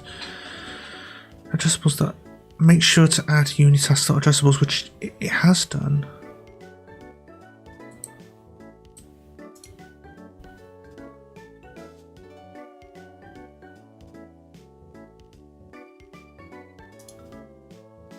Blah blah blah blah blah. Yeah, sure. Just show me the bloody solution already. Game object result equals await async operation handle. Oh, here we go. Dot task dot as unitask.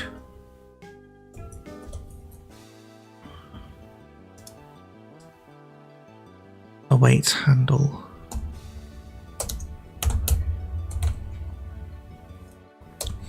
Return skill. There we go.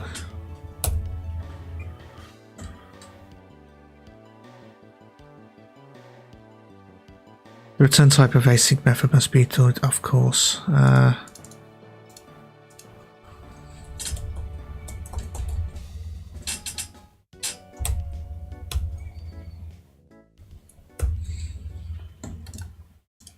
As unitask, await handle, then return that. Then we know we're getting 4 active skills. So yeah.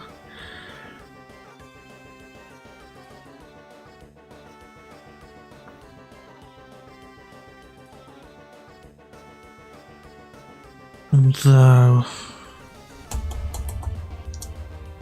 no, it's not wait.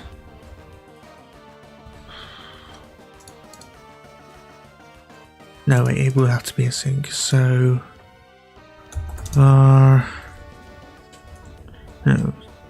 var skills equals await unitask when all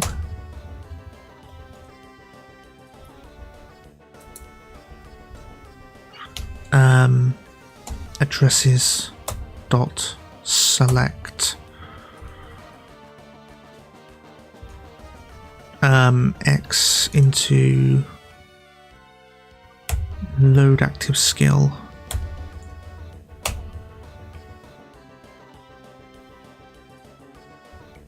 X.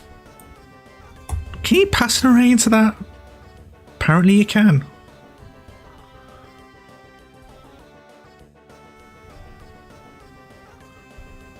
Oh yeah, it takes an enumerable of them. That's good.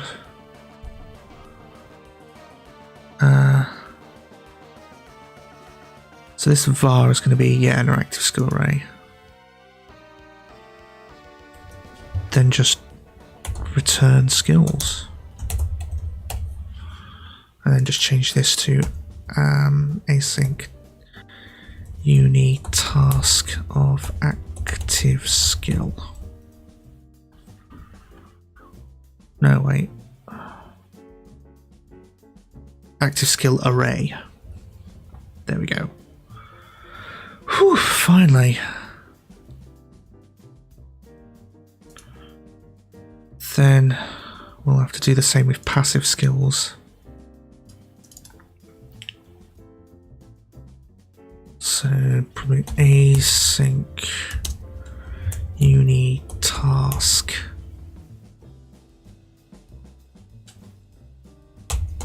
active skill array. Get passive skill adjustments for that, and then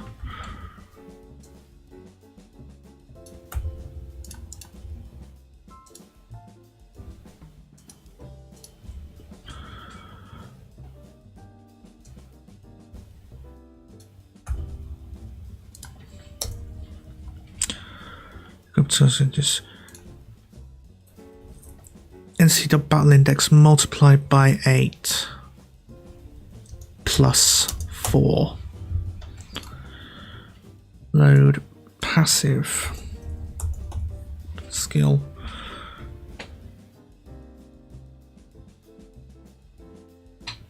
Then private async unitask T load active skill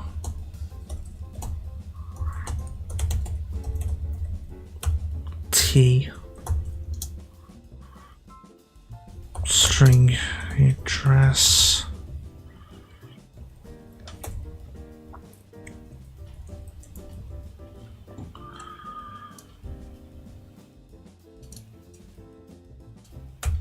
just replace this with T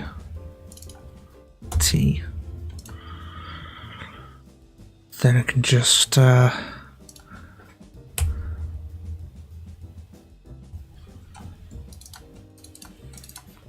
load addressable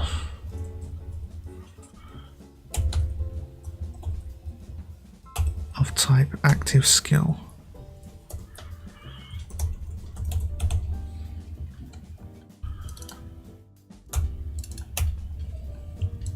Close that.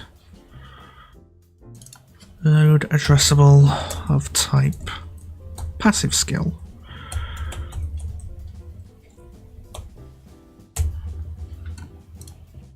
And passive skill hasn't been implemented.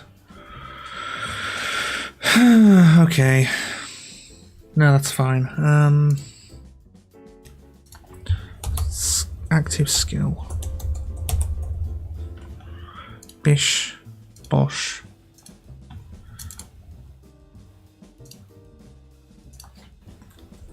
Passive skill.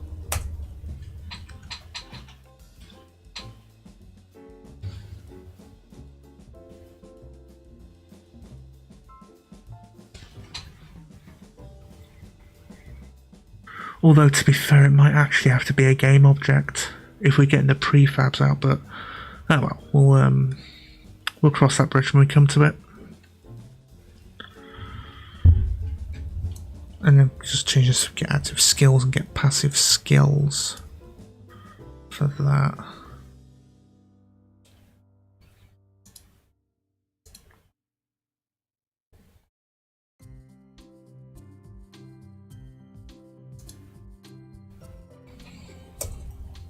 Then also public async unitask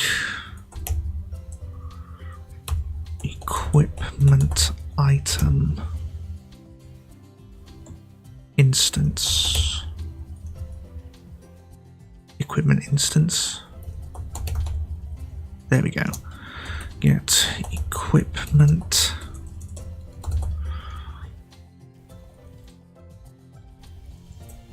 although the equipment instance is probably going to have to be saved with the prefab, with the file. Okay. No, that's fine. I can just serialize the equipment instance and then have that in the file in there. Just have the equipment as its own thing contained in, rather than having to get prefabs of all of them. Although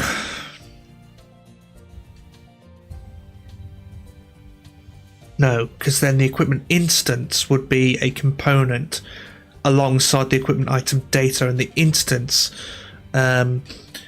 is populated. So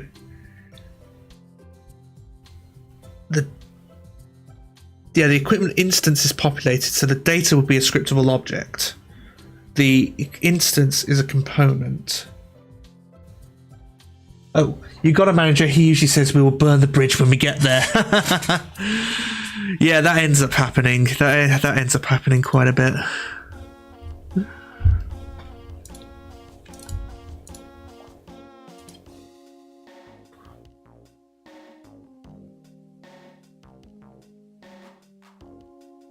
Okay,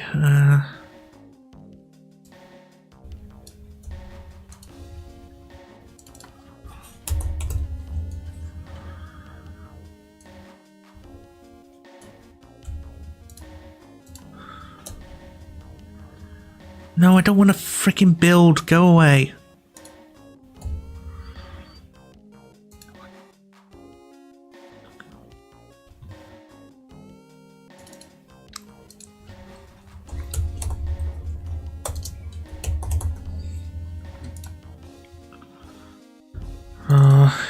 Equipment.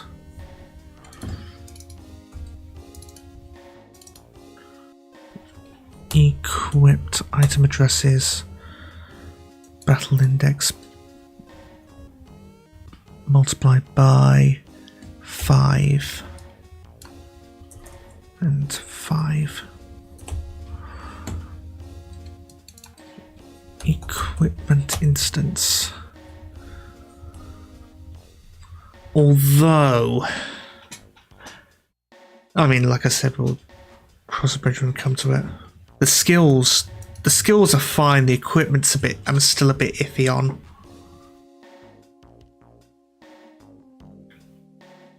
Like, we need to create an equipment instance, and then the item data would be an addressable. And then so it would be like a struct. You string the data addressable, any enchantment addressables, and the tempering level will be an integer.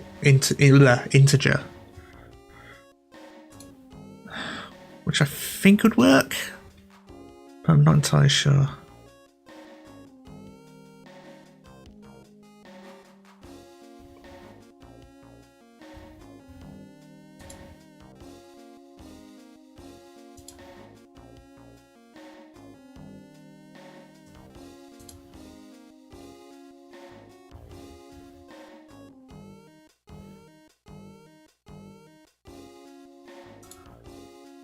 Right.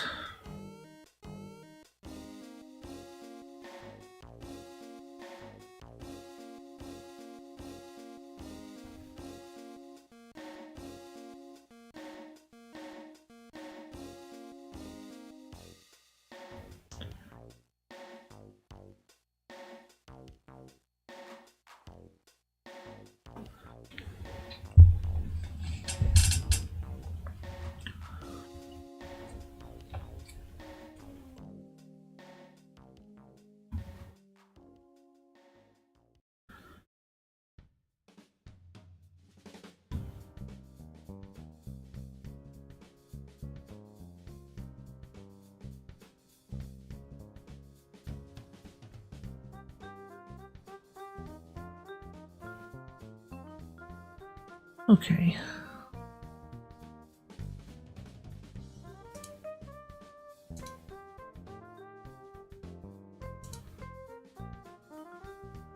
New array segments, you need to stop when all of that, and then right.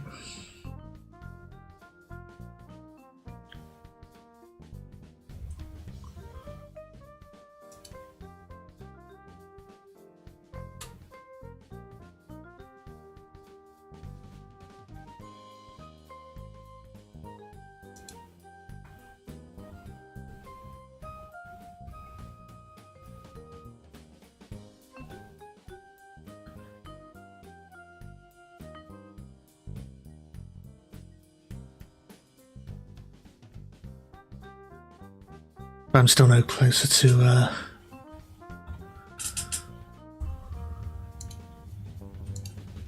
actually getting the party set up on new game. Okay, so staging area. No, there should be an intermediate scene.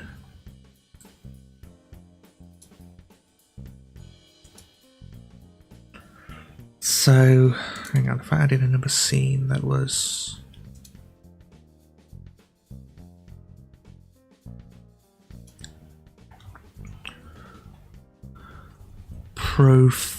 no, game loader.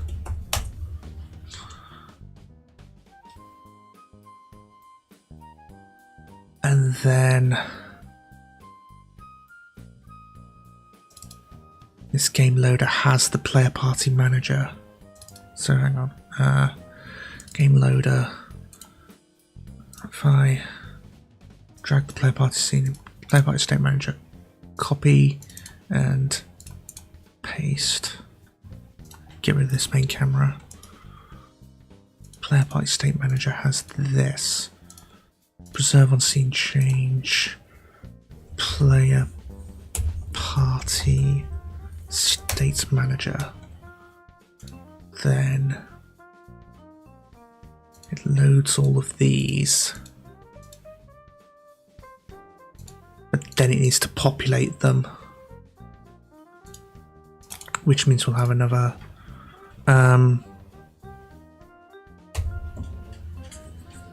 Party populator.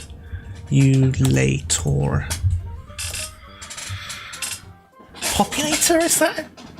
I don't know. But we can remove this scene. Oof. So the party populator would take this, which preserves it, and then the state manager. No, the party populator has this player party state, which has this.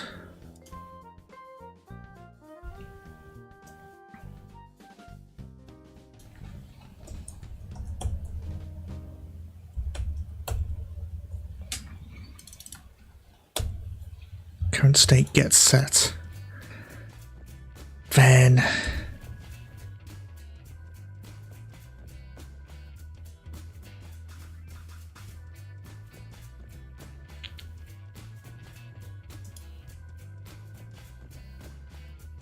it would be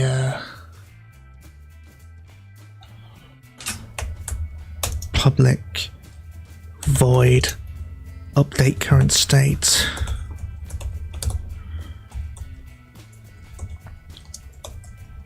Player party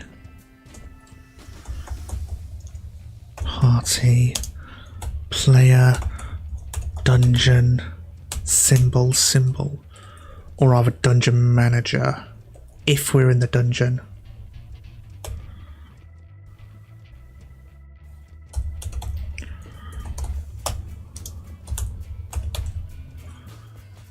If dungeon equals null, then update as if in the... Damn it.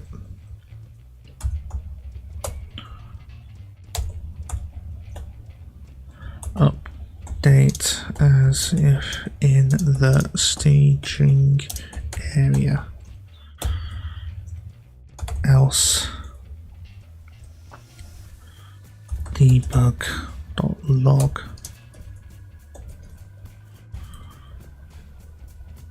update as if in the dungeon.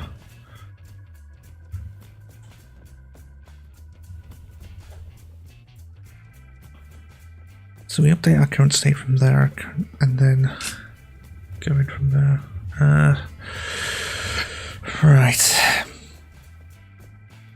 So we need to load the game loader, populate this, and then get the saved player party state in there and then populate party from that state. Public void update party.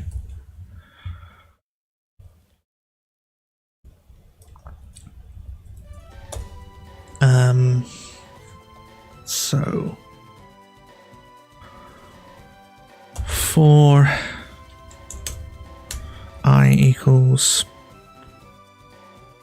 var party equals get component in children player party, then for in party dot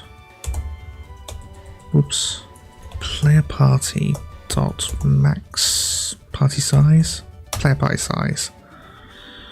There we go.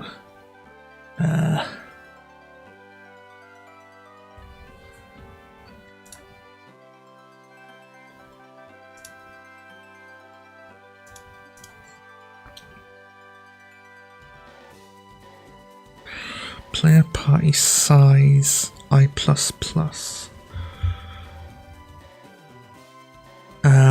Bar entity equals party dot get entity presenter I. Then entity dot populate active skills with current state dot get active skills for entity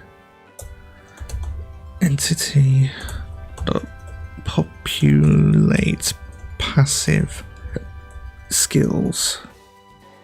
Current state dot get passive skills entity dot populate equipment.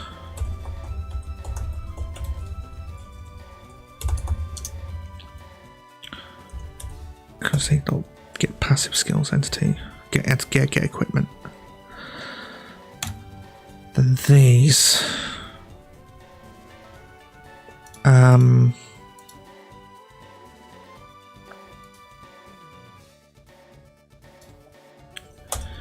if string dot is null or empty address, then return null. But it's not gonna, yeah, because T isn't nullable. Default of T. Oh yeah, you can just do that.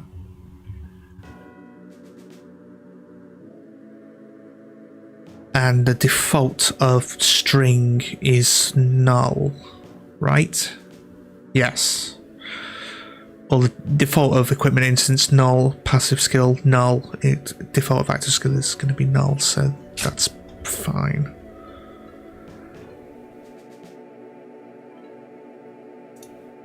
Hang on. Unity, not Unity, C# default constructor. No. Default.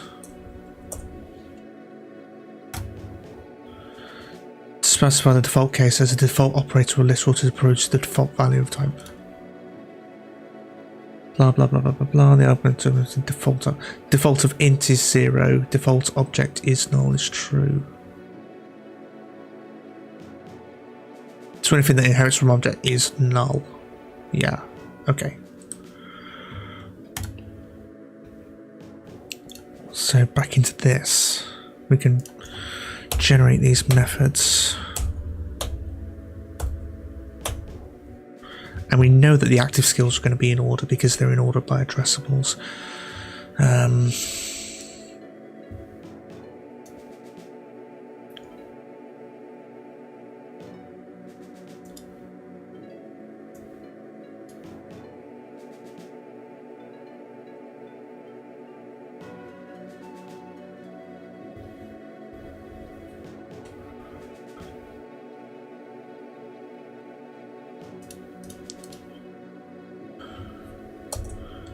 Public player motes. Mote collection. Motes found.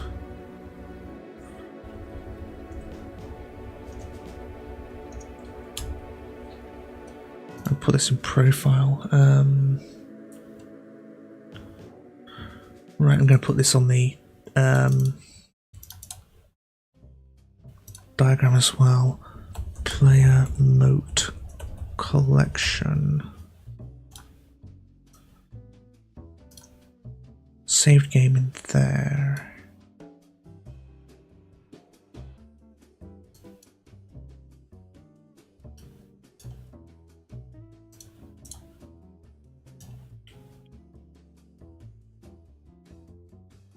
So motes.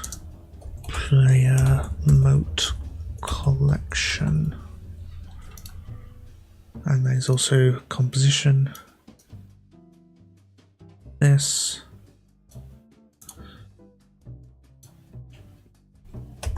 primary int, secondary int, strength int, dexterity dexterity.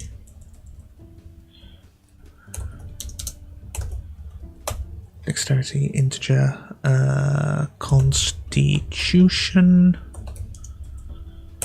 integer,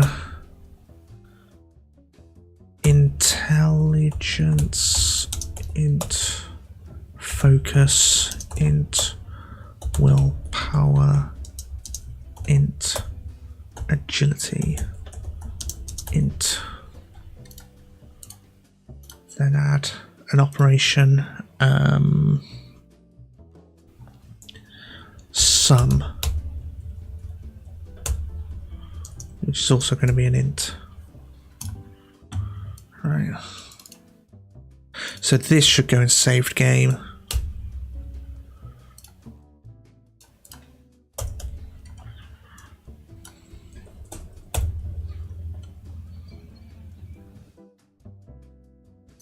Okay,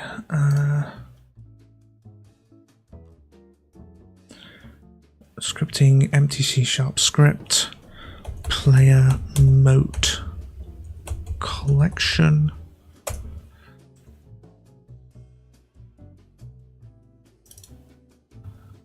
And this is gonna we can make this a struct.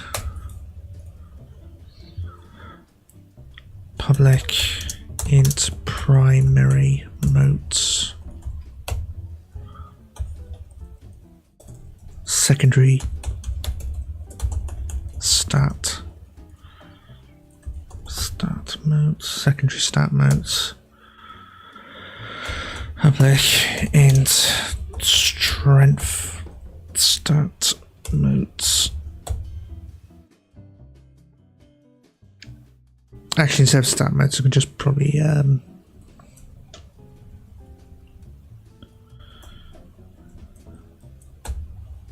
primary notes. No, amount primary note. No, amount primary.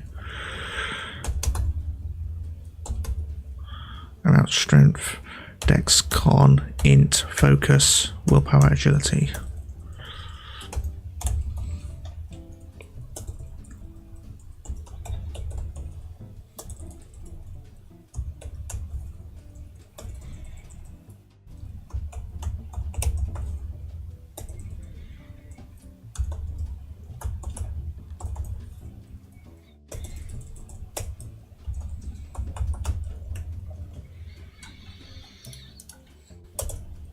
Public int sum get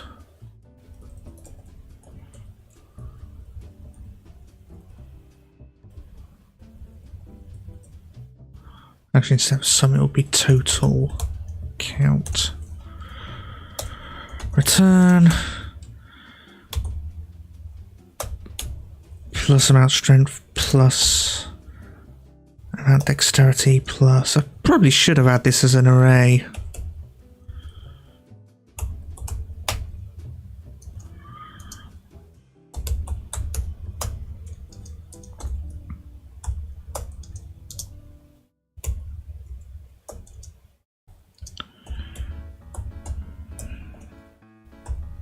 Okay, that's fine. Then in save game, put it in there.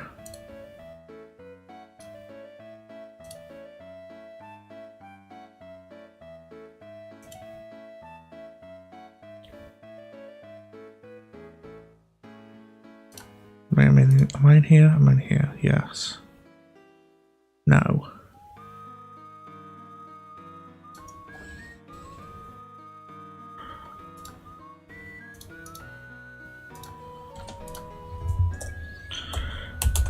Field, serialize field, hide in inspector, public, player mote collection, motes found.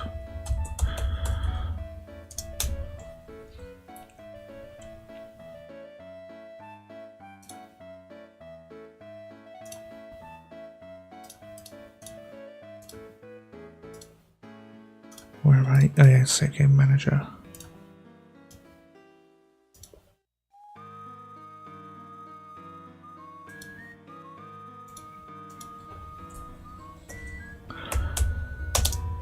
public void update display data.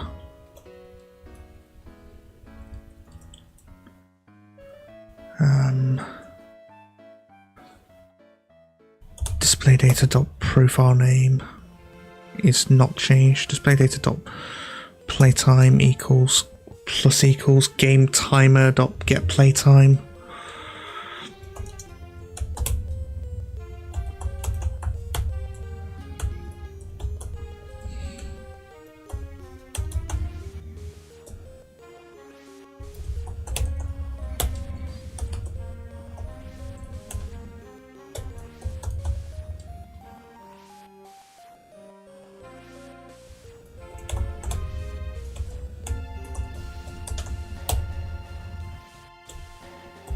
Comment that out for the time being.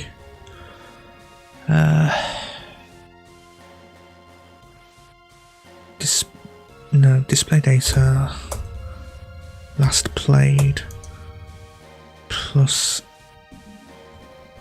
equals now dot ticks. Display data dot motes found equals motes found dot sum total count.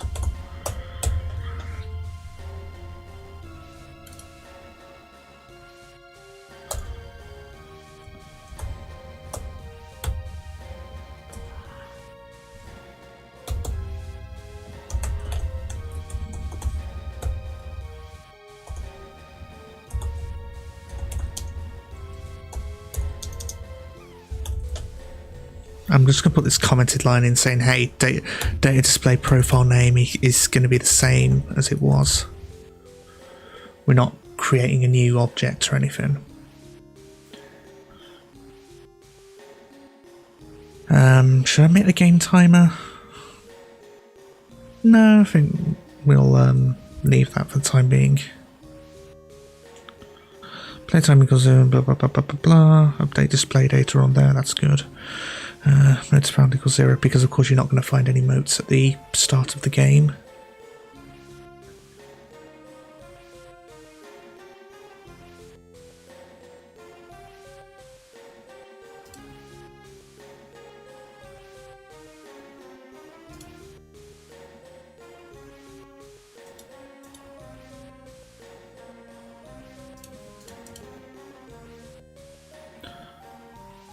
Right.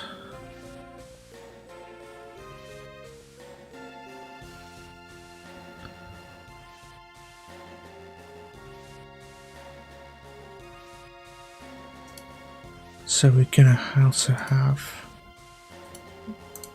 instead of game loader, we'll call this game bootstrapper.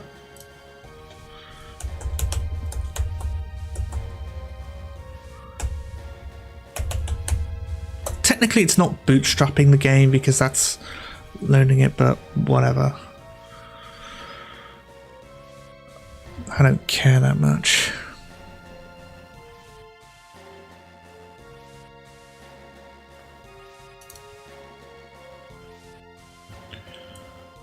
Right.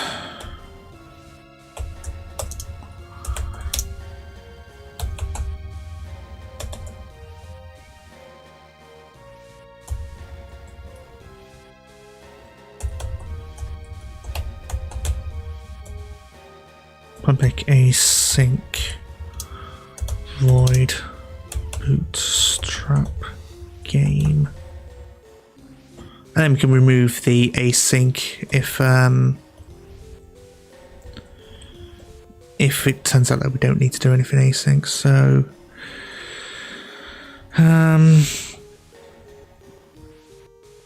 So the load game list item is going to contain all that. Save game display data.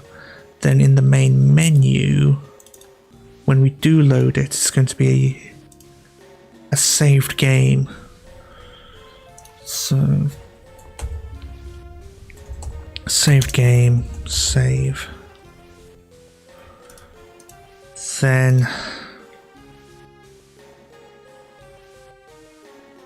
we'll need to also create a new game save, if that makes sense, because just this load save operations create new game. Instead, it's going to have to load whatever the new save is, which is going to be difficult because this save game is just a serializable, not a game object or a mono behavior, which means that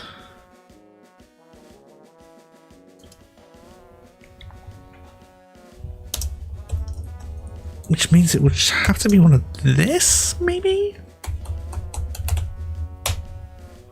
Can we do that? No, because then no, we just do this scriptable object dot create instance saved game, and that's sorted. We don't.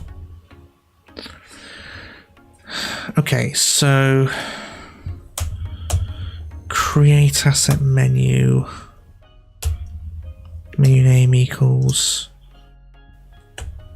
saved game, file name equals new saved game dot asset.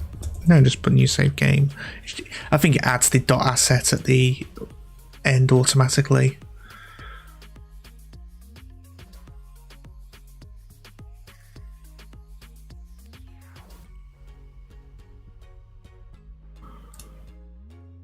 Right, so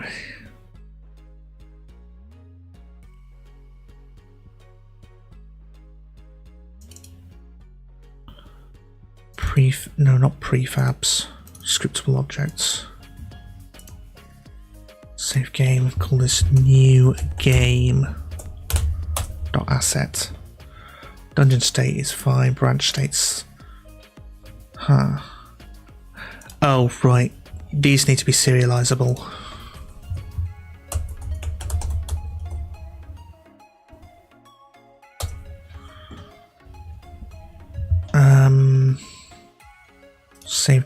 Save game display data, serial.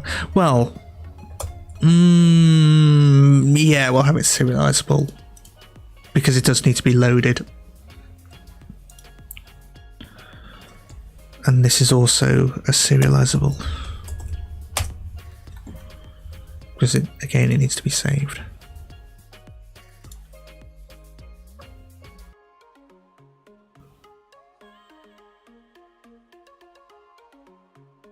Right, if I go into new game,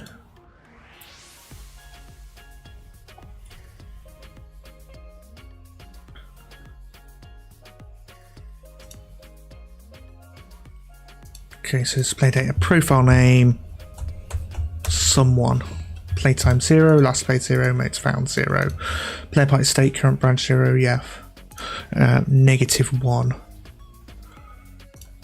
current floor -1, current facing blah blah blah blah, branch states empty, modes found, yeah, again empty. Then what? The player party states, we can't hide this in the inspector anymore. Well, we can hide these, but the equipped skills and equipped items. Wait, the player mode collections. No, that needs to be carried over from the into the party state, right? Player party state manager would. Yes, the modes found would be part of the party state, so we don't need to have it in here.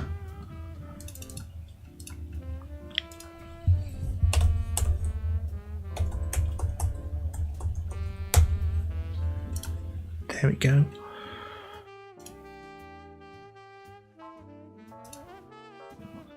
So we know this defaults to 0, so we don't need to hide this inspector. The items, addresses. Okay, so the skill, we'll have some default skills and default items. And these need to be of size 48 and 30 respectively.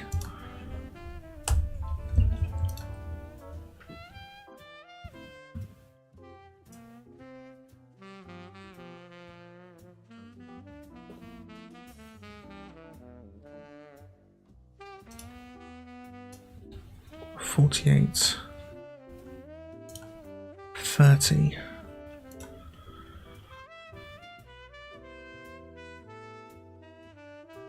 I think there was a way to put them in the inspector windows, but I can just probably refer to these.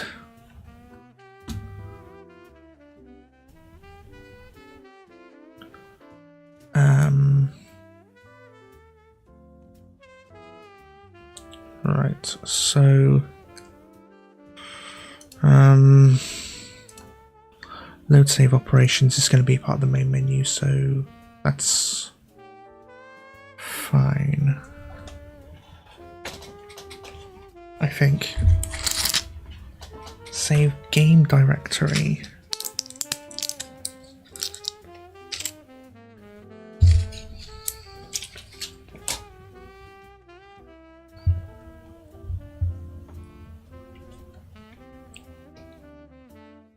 Save game directory and then serialize field, public, saved game, new game.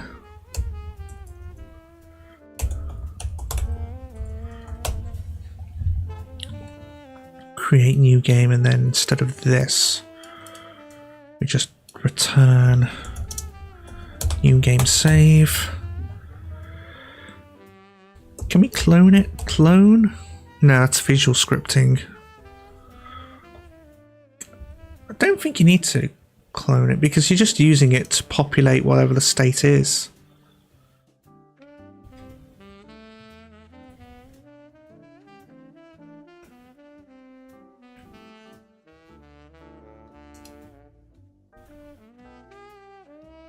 But what I will do is no. Create new game and then saved game dot.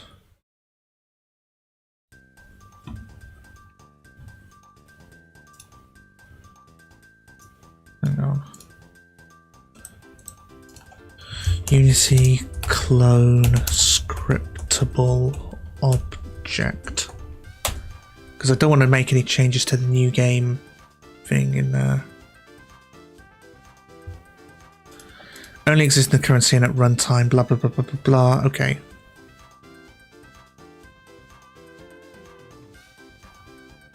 So it's return instantiate. New game save.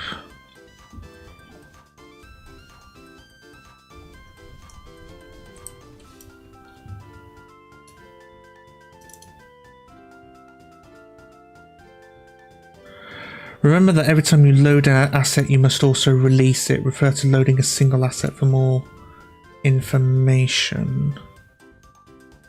Oh, okay.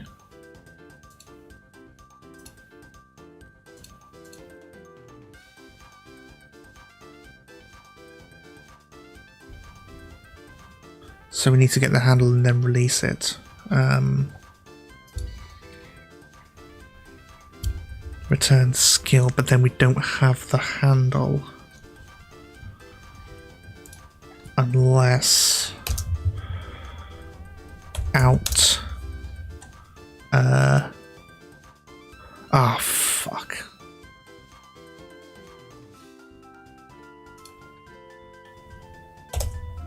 Var task equals handle dot task as unitask. And this handle is a async operation of T. Async operation handle T.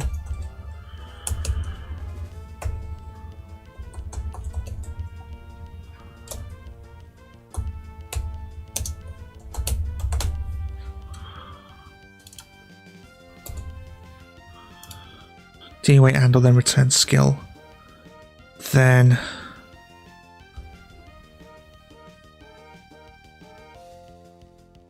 async methods cannot have ref in or out. Shit. Okay.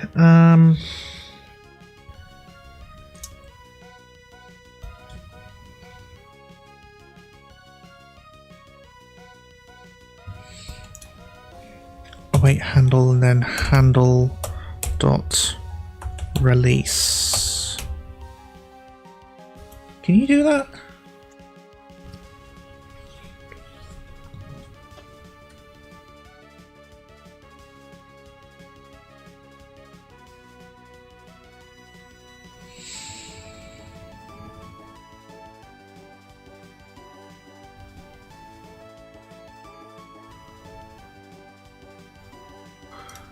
Oh wait, hang on, there's a load multiple assets here.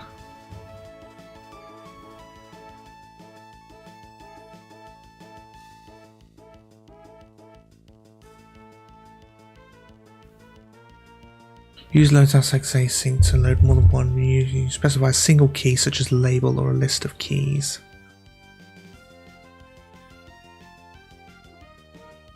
No, that's not what I want to do.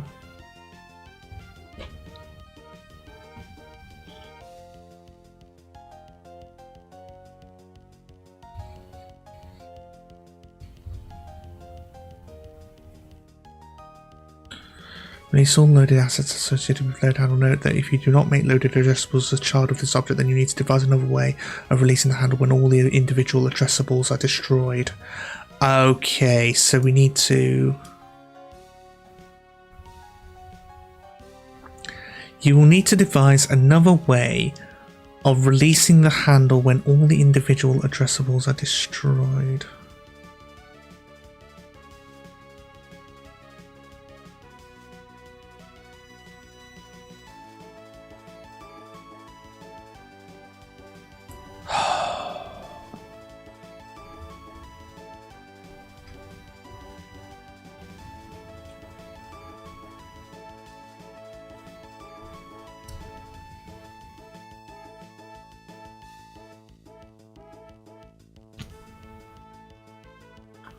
Load assets by location.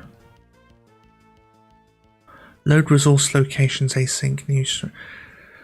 We load adjustable asset by address label or asset reference. The adjustable system first looks upon the resource locations for the asset using the item resource location to blah blah blah blah blah.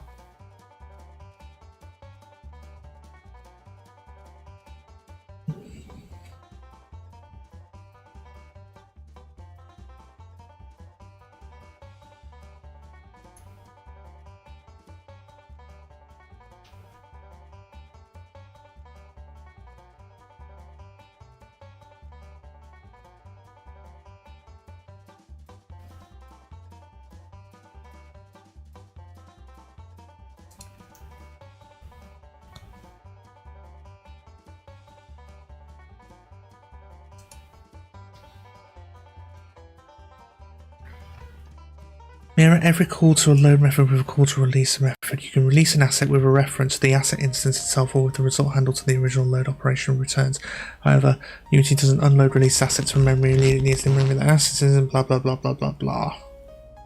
Asset bundles have their own reference counts and the system treats them like addressables with the assets they contain. You have free assets, tree tank and cow and tree loads, single ref count for tree stuff. Here when tank loads the profile displays a single ref count for tree and tank. 2 refs for the count stuff. If you release tree, its ref count goes and the blue bar goes away. What's this blue bar referring to? In example, the tree asset isn't unloaded. You can unload an asset. Okay. Asset churn happens if you release blah blah blah. This last time, and then immediately reload either that asset or the.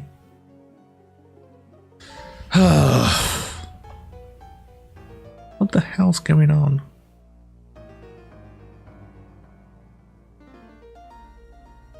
That sound. Is it me mumbling? Yeah, whenever I'm reading my thing, this goes over. Might be static, it sounds like a fart sound. What? Hang on, hang on. Let me just note the timestamp. So that'd be 2 hours 41 afterwards. Yeah, I'll write it down. Something that might be static but sounds like farting. Oh, hang on, is it this?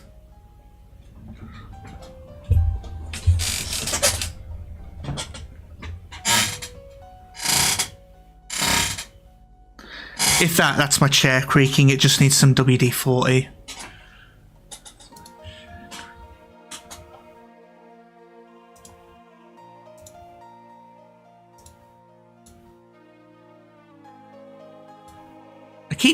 I think I've been saying, like, I need to put some more WD-40 in my chair for however long, but I still just don't get along to it. Ugh. No, I'm not sure. Okay. I mean, that's the only thing I can think of that sounds like farting.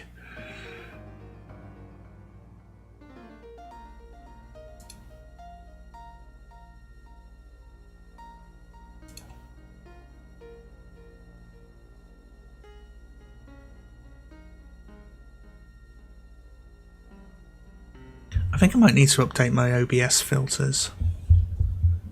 Not OBS, the audio filters on OBS. Anyway, I've got the timestamp written down, so I'm probably just listen after that and see what's going on.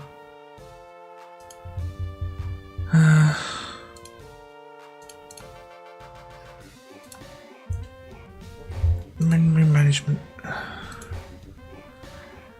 But I don't want to load an asset bundle, I want to load an individual asset, which is going to be part of asset bundles, I reckon.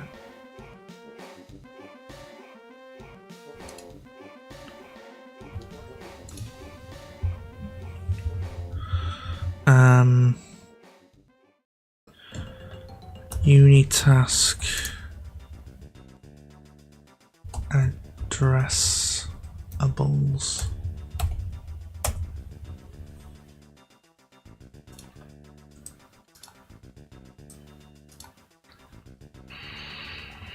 Okay, so this actually skips the step of getting the async operation handle, which is needed when you want to call addressables or release later. The timing of calling addressables release may be soon after loading, or it might be later. I recommend doing the following only. Test asset equals that how you handle load task, which I did do.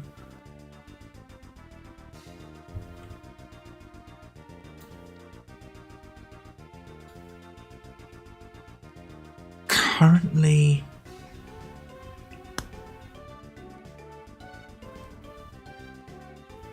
okay, await handle on there.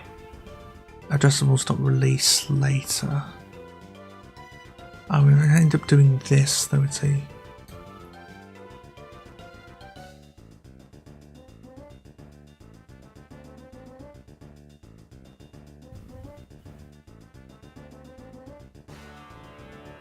it was a different sound. Oh, okay.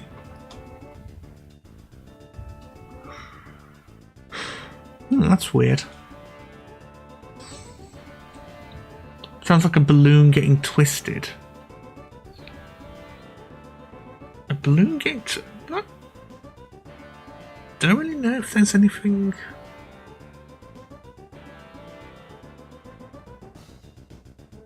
Can't think of anything that... I can't see anything on my desk that might sound like a balloon twisting, other than the chair.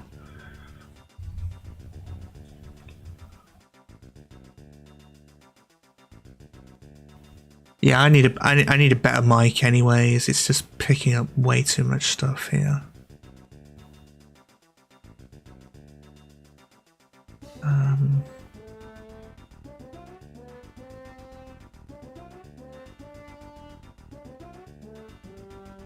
Our handle equals addressables load asset async t address. Yeah, that's fine. You can check it. Yeah, I can check it later.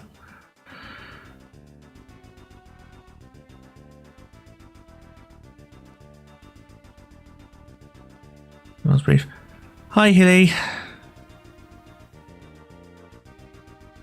are you doing today?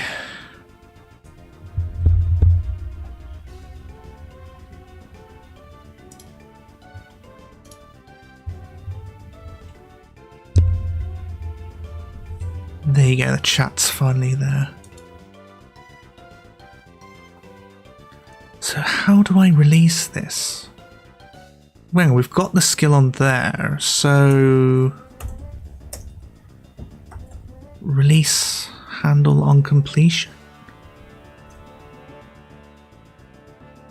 And just off work, ah.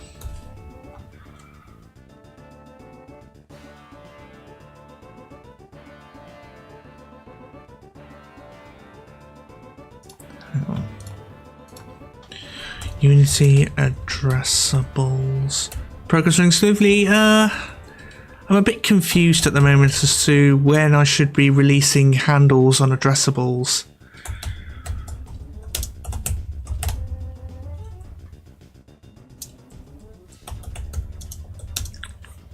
So currently this is what we've got, which is this really simple. It says here, look, you should release the handle once the asset is no longer required. If you use addressables.instantiate async to instantiate it, when release instance when it's no longer needed. When loading scenes, if you load a scene additively, you should store the handle and use it to unload to the thing on there. Using the Adler package provides a lifetime for that. Yeah.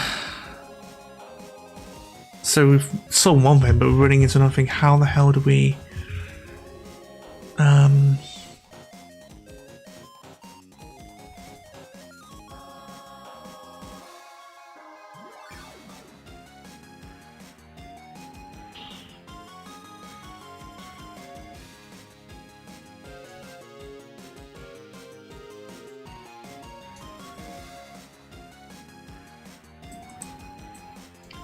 What does addressable.release actually do?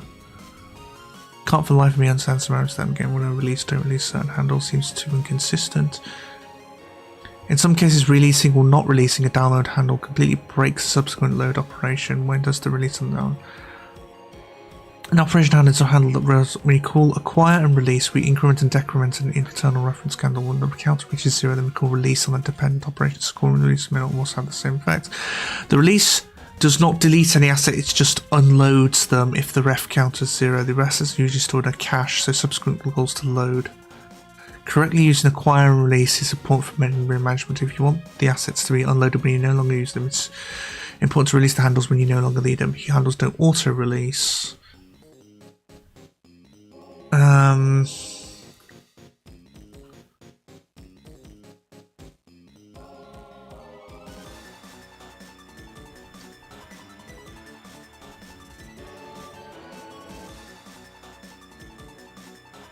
Statements about this issue. Load asset async after download dependencies async. Release the handle returned by download async. If that false, then load asset async. Yield return key auto release true. Track it down release condition on there. Unload auto load dependent bundle from.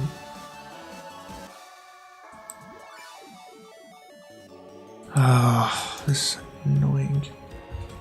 Audit load instantiate, destroy and unload, unload.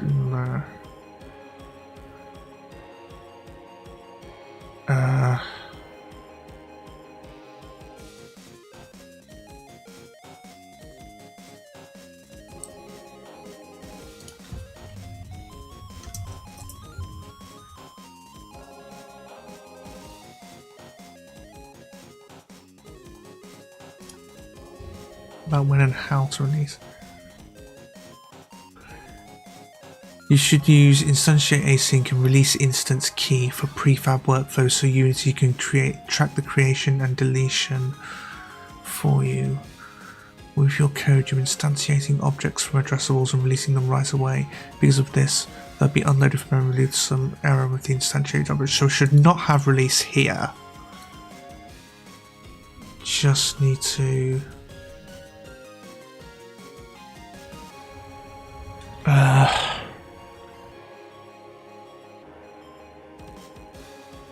So to answer your question, no, it was running smoothly, and then I realised I've done everything wrong.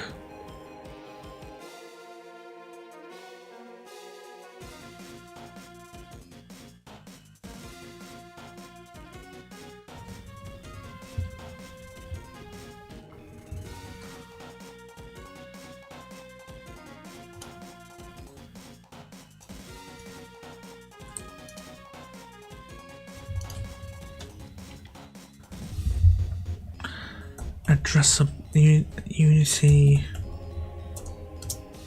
addressables instantiate.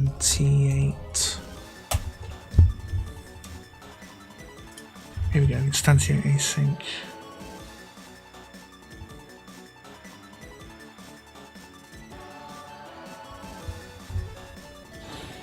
So we need is like sort of a skill loader.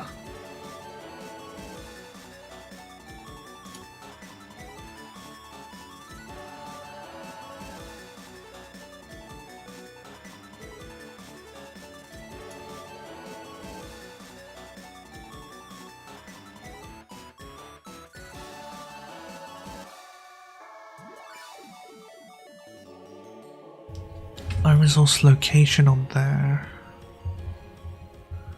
Transform parent equals null.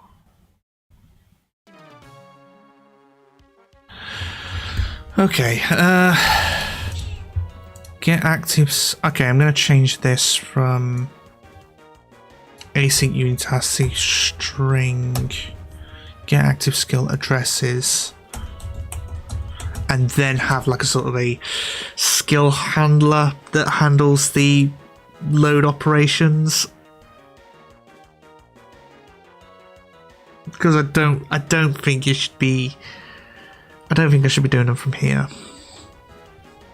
So instead of this, it'll just be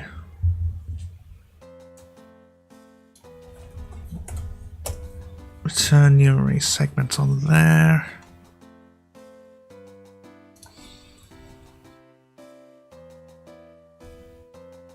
Get passive skill addresses. String array.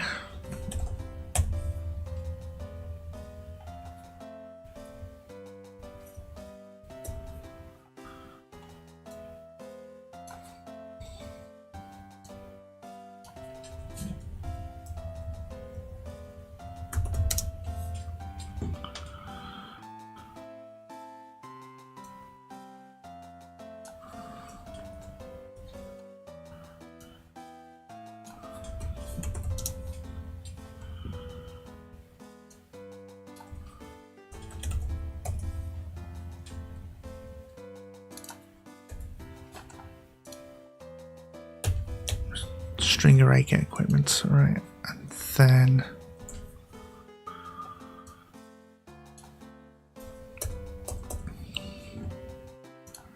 do that.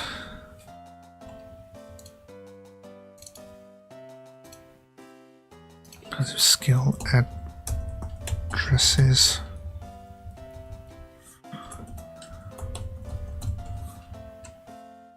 Equipment addresses.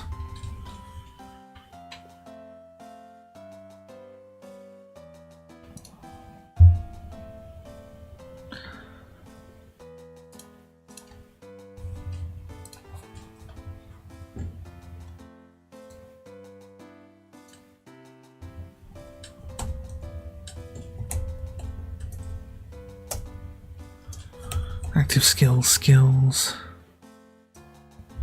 Passive skill. Skills. Equipment instance. Equipment. Then I'm probably going to have to try to watch some tutorials to how to actually handle the equipment thing.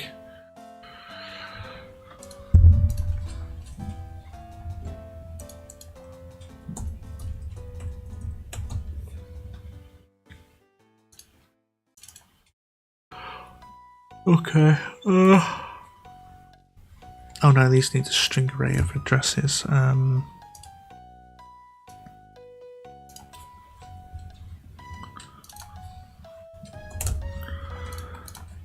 String array of skill addresses.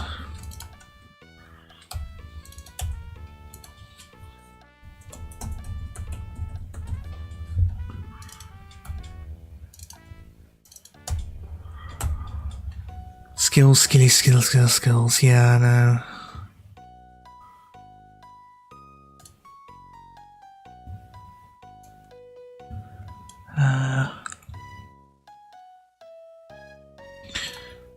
Yeah, that's been a bit of a damp squib. Let's try and end on an actual W for once.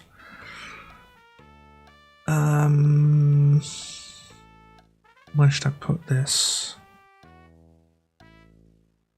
Profile game timer.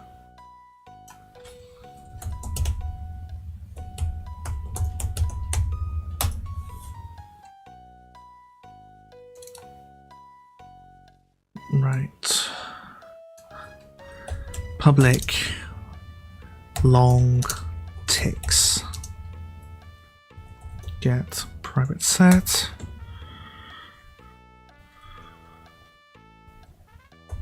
Public string, no, public time, to time.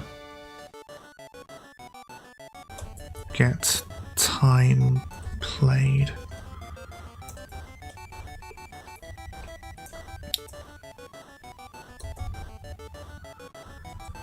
Return new time ticks.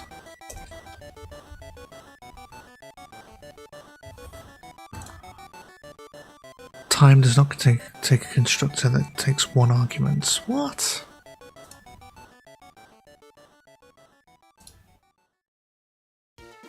Time span.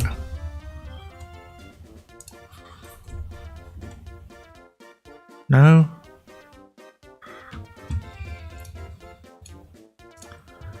C# time span.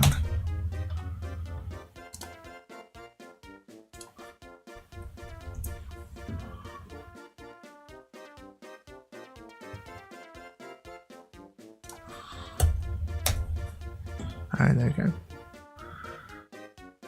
Cannot convert. Oh, oh, time span. Here we go.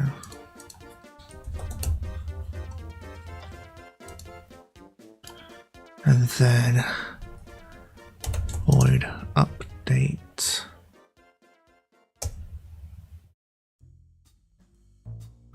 ticks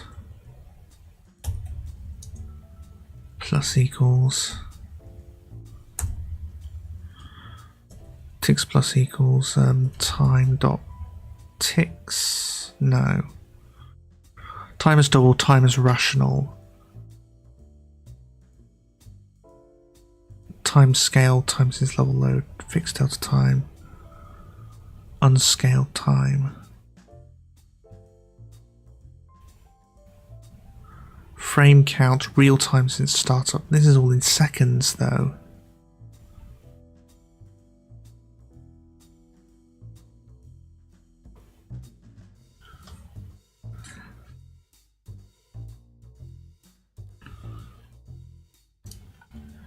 Unity time playtime counter.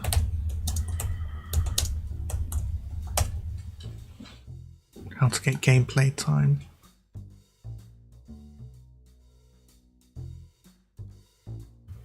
Right. Public long, public time on startup. Time on load. Get private set, and then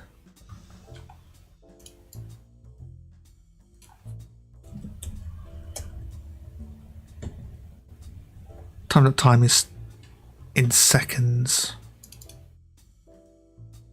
In seconds since the start of the application, right? So this should be a float. public void on game load.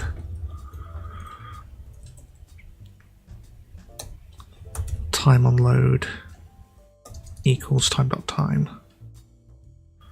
And then public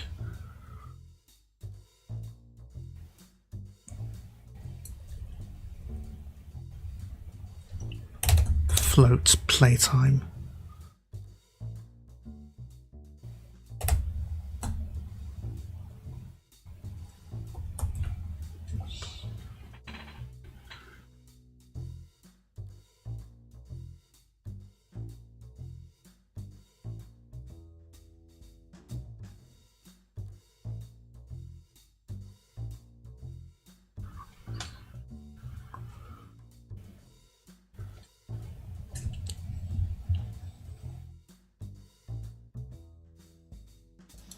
So there should probably be probably time on load and then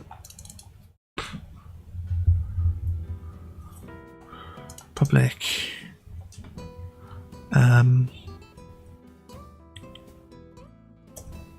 public float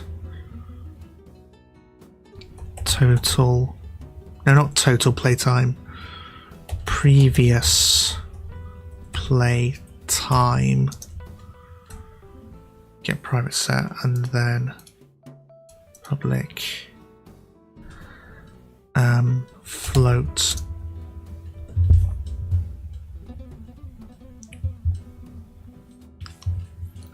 no wait, we'll have these as a long int time on load is time on load time multiplied by 1000 and floor it.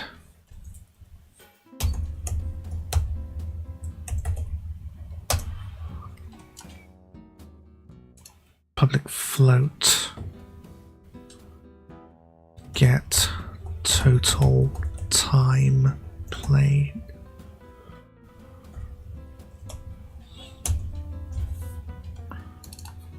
int get total time played.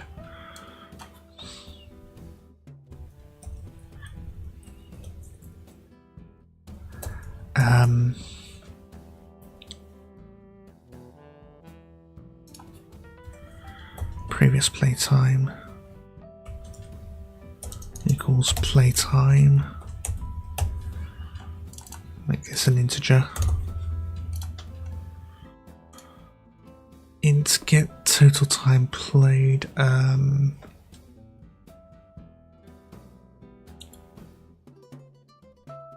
Our current session playtime.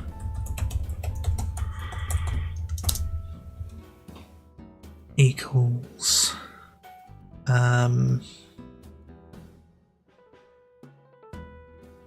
time.time, no, var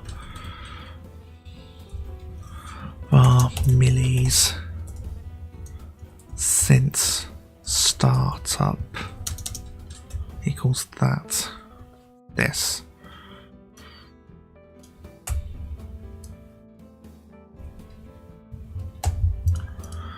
Current session playtime equals previous play. No, it's nearly since startup minus time on load. Return current session. Return previous playtime plus that.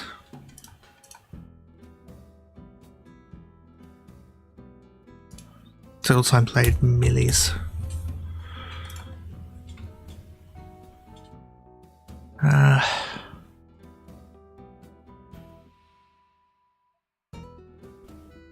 Right, so on game load is that, then on game save.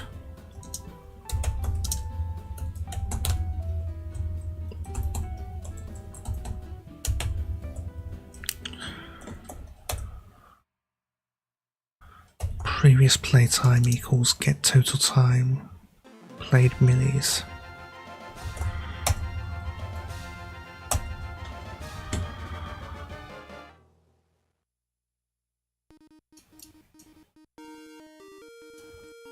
Then because we've saved it, the new saving will be so time on load equals this.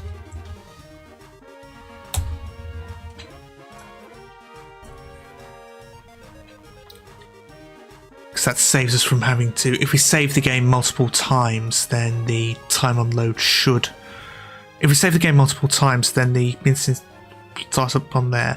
Because we're setting total time played minutes, previous play time is going to be that on that. We need to update time on load, because if we call save multiple times, it's just going to say, let's say we've played for an hour and we save the game, it's going to have the game saved as 1 hour, then we save it again immediately after, it's going to be 2 hours playtime, then 3 hours playtime, then 4 hours playtime, and you can kind of see where the problem is.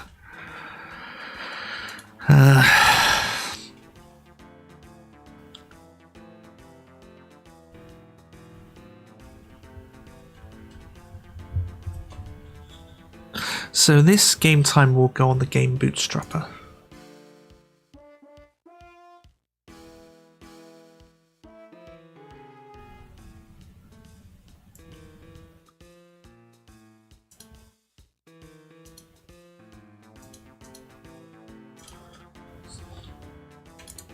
So yeah, game timer.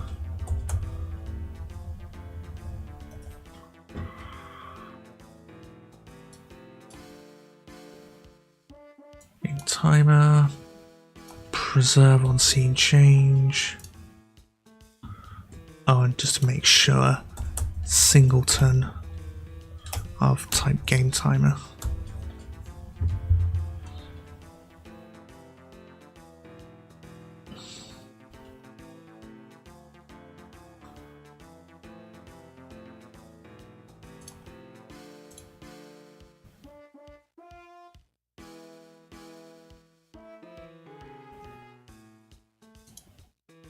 And then this would have the game bootstrapper on here.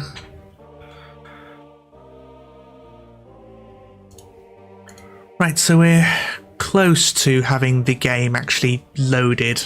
Not this game loader.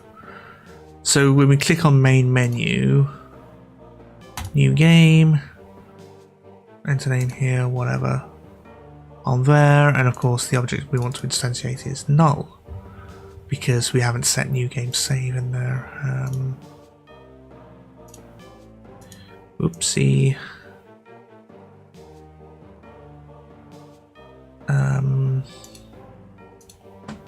So this would actually be game loader.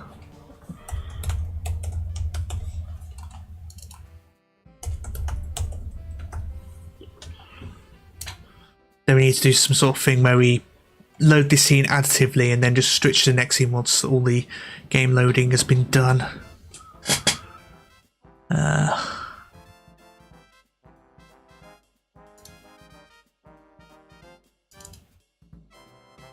Yeah, save changes. No, it was in load save operations where the... There we go. New game. So we click new game, start new game. Scene game loader couldn't be loaded because it's not been out. Oh, for frick's sake. Yes, save changes. Build profiles, add open scenes.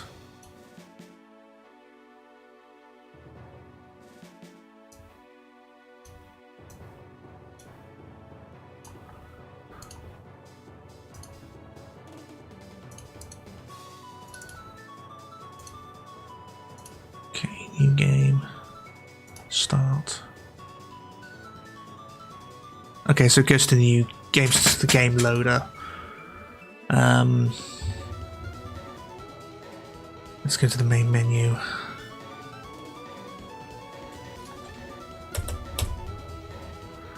I'm back button pressed on, quick pressed on start, on new game start.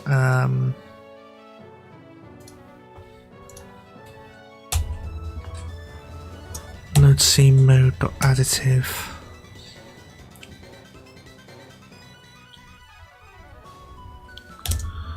Let's see, mode.additive.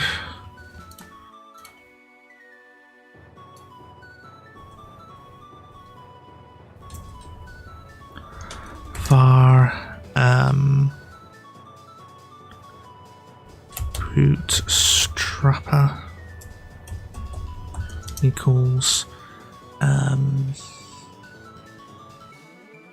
find any object by type game bootstrapper.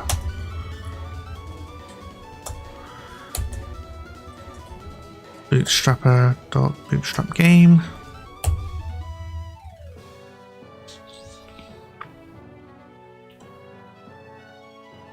New file. Actually, no, because this var save equals saved game manager dot instance dot loaded game, and then do your populating from here.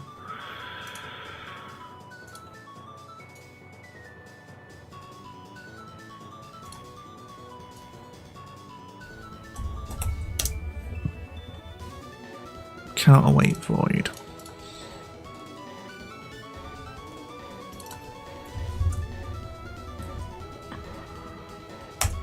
Now you can.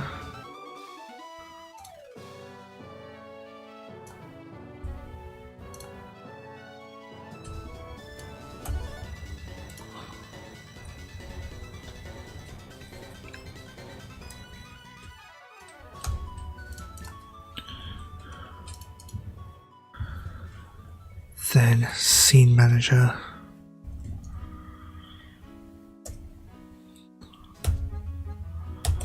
Load scene.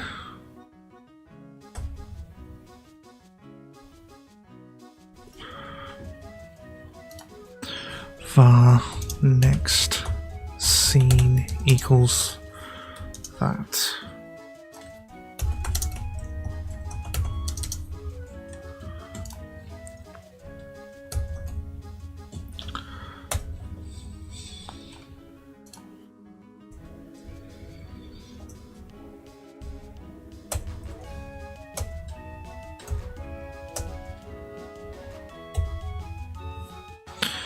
We go into here, and this will just be a unitask of string. Return staging area. Right.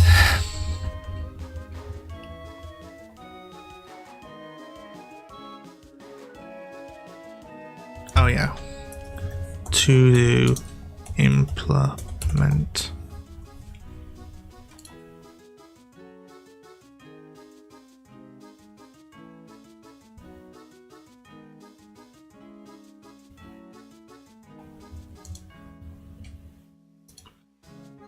New game, start on there.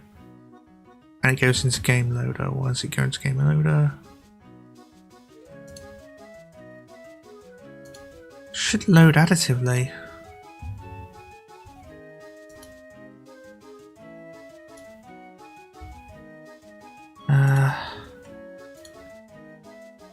Await bootstrapper.bootstrap game scene manager.load scene on there.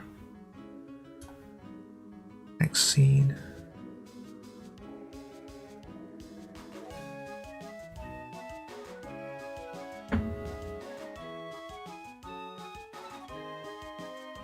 Does this thing actually get popped?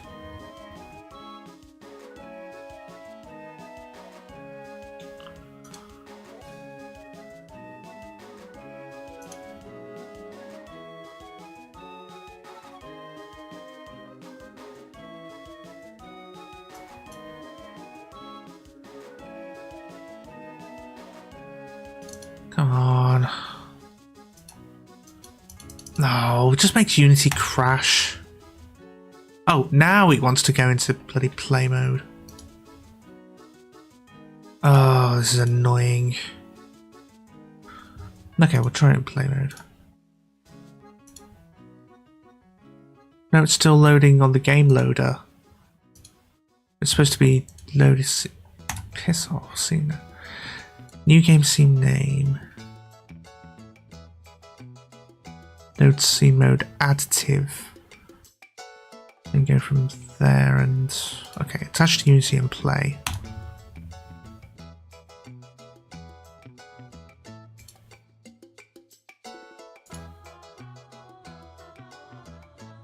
It's not going.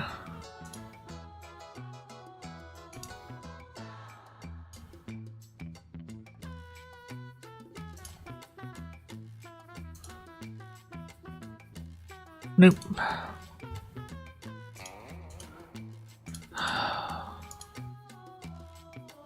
Okay, if we have it on here.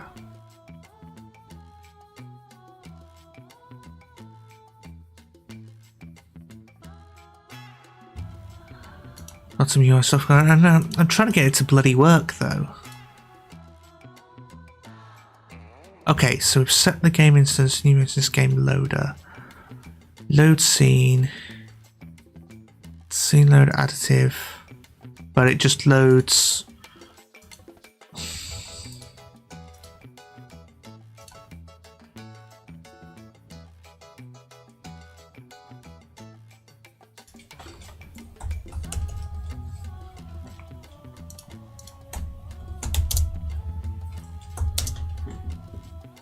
Do we have to do this?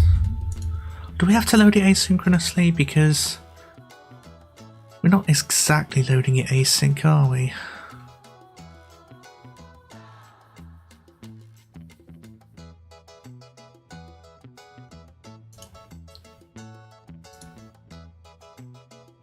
There we go. Okay, so...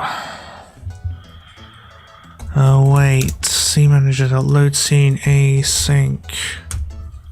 There we go. And that's going. So, well, we're going for 3 hours and 20. Okay, so I think that's a good place to end it. We've done the game timer. I still need to have a look at addressables. So I'm probably going to do that tomorrow or Friday. No, Friday is tomorrow, so no, I can't stream Friday. I can't stream tomorrow, unfortunately, but I will be back Saturday. So until then, I hope you have a wonderful rest of the day wherever you are.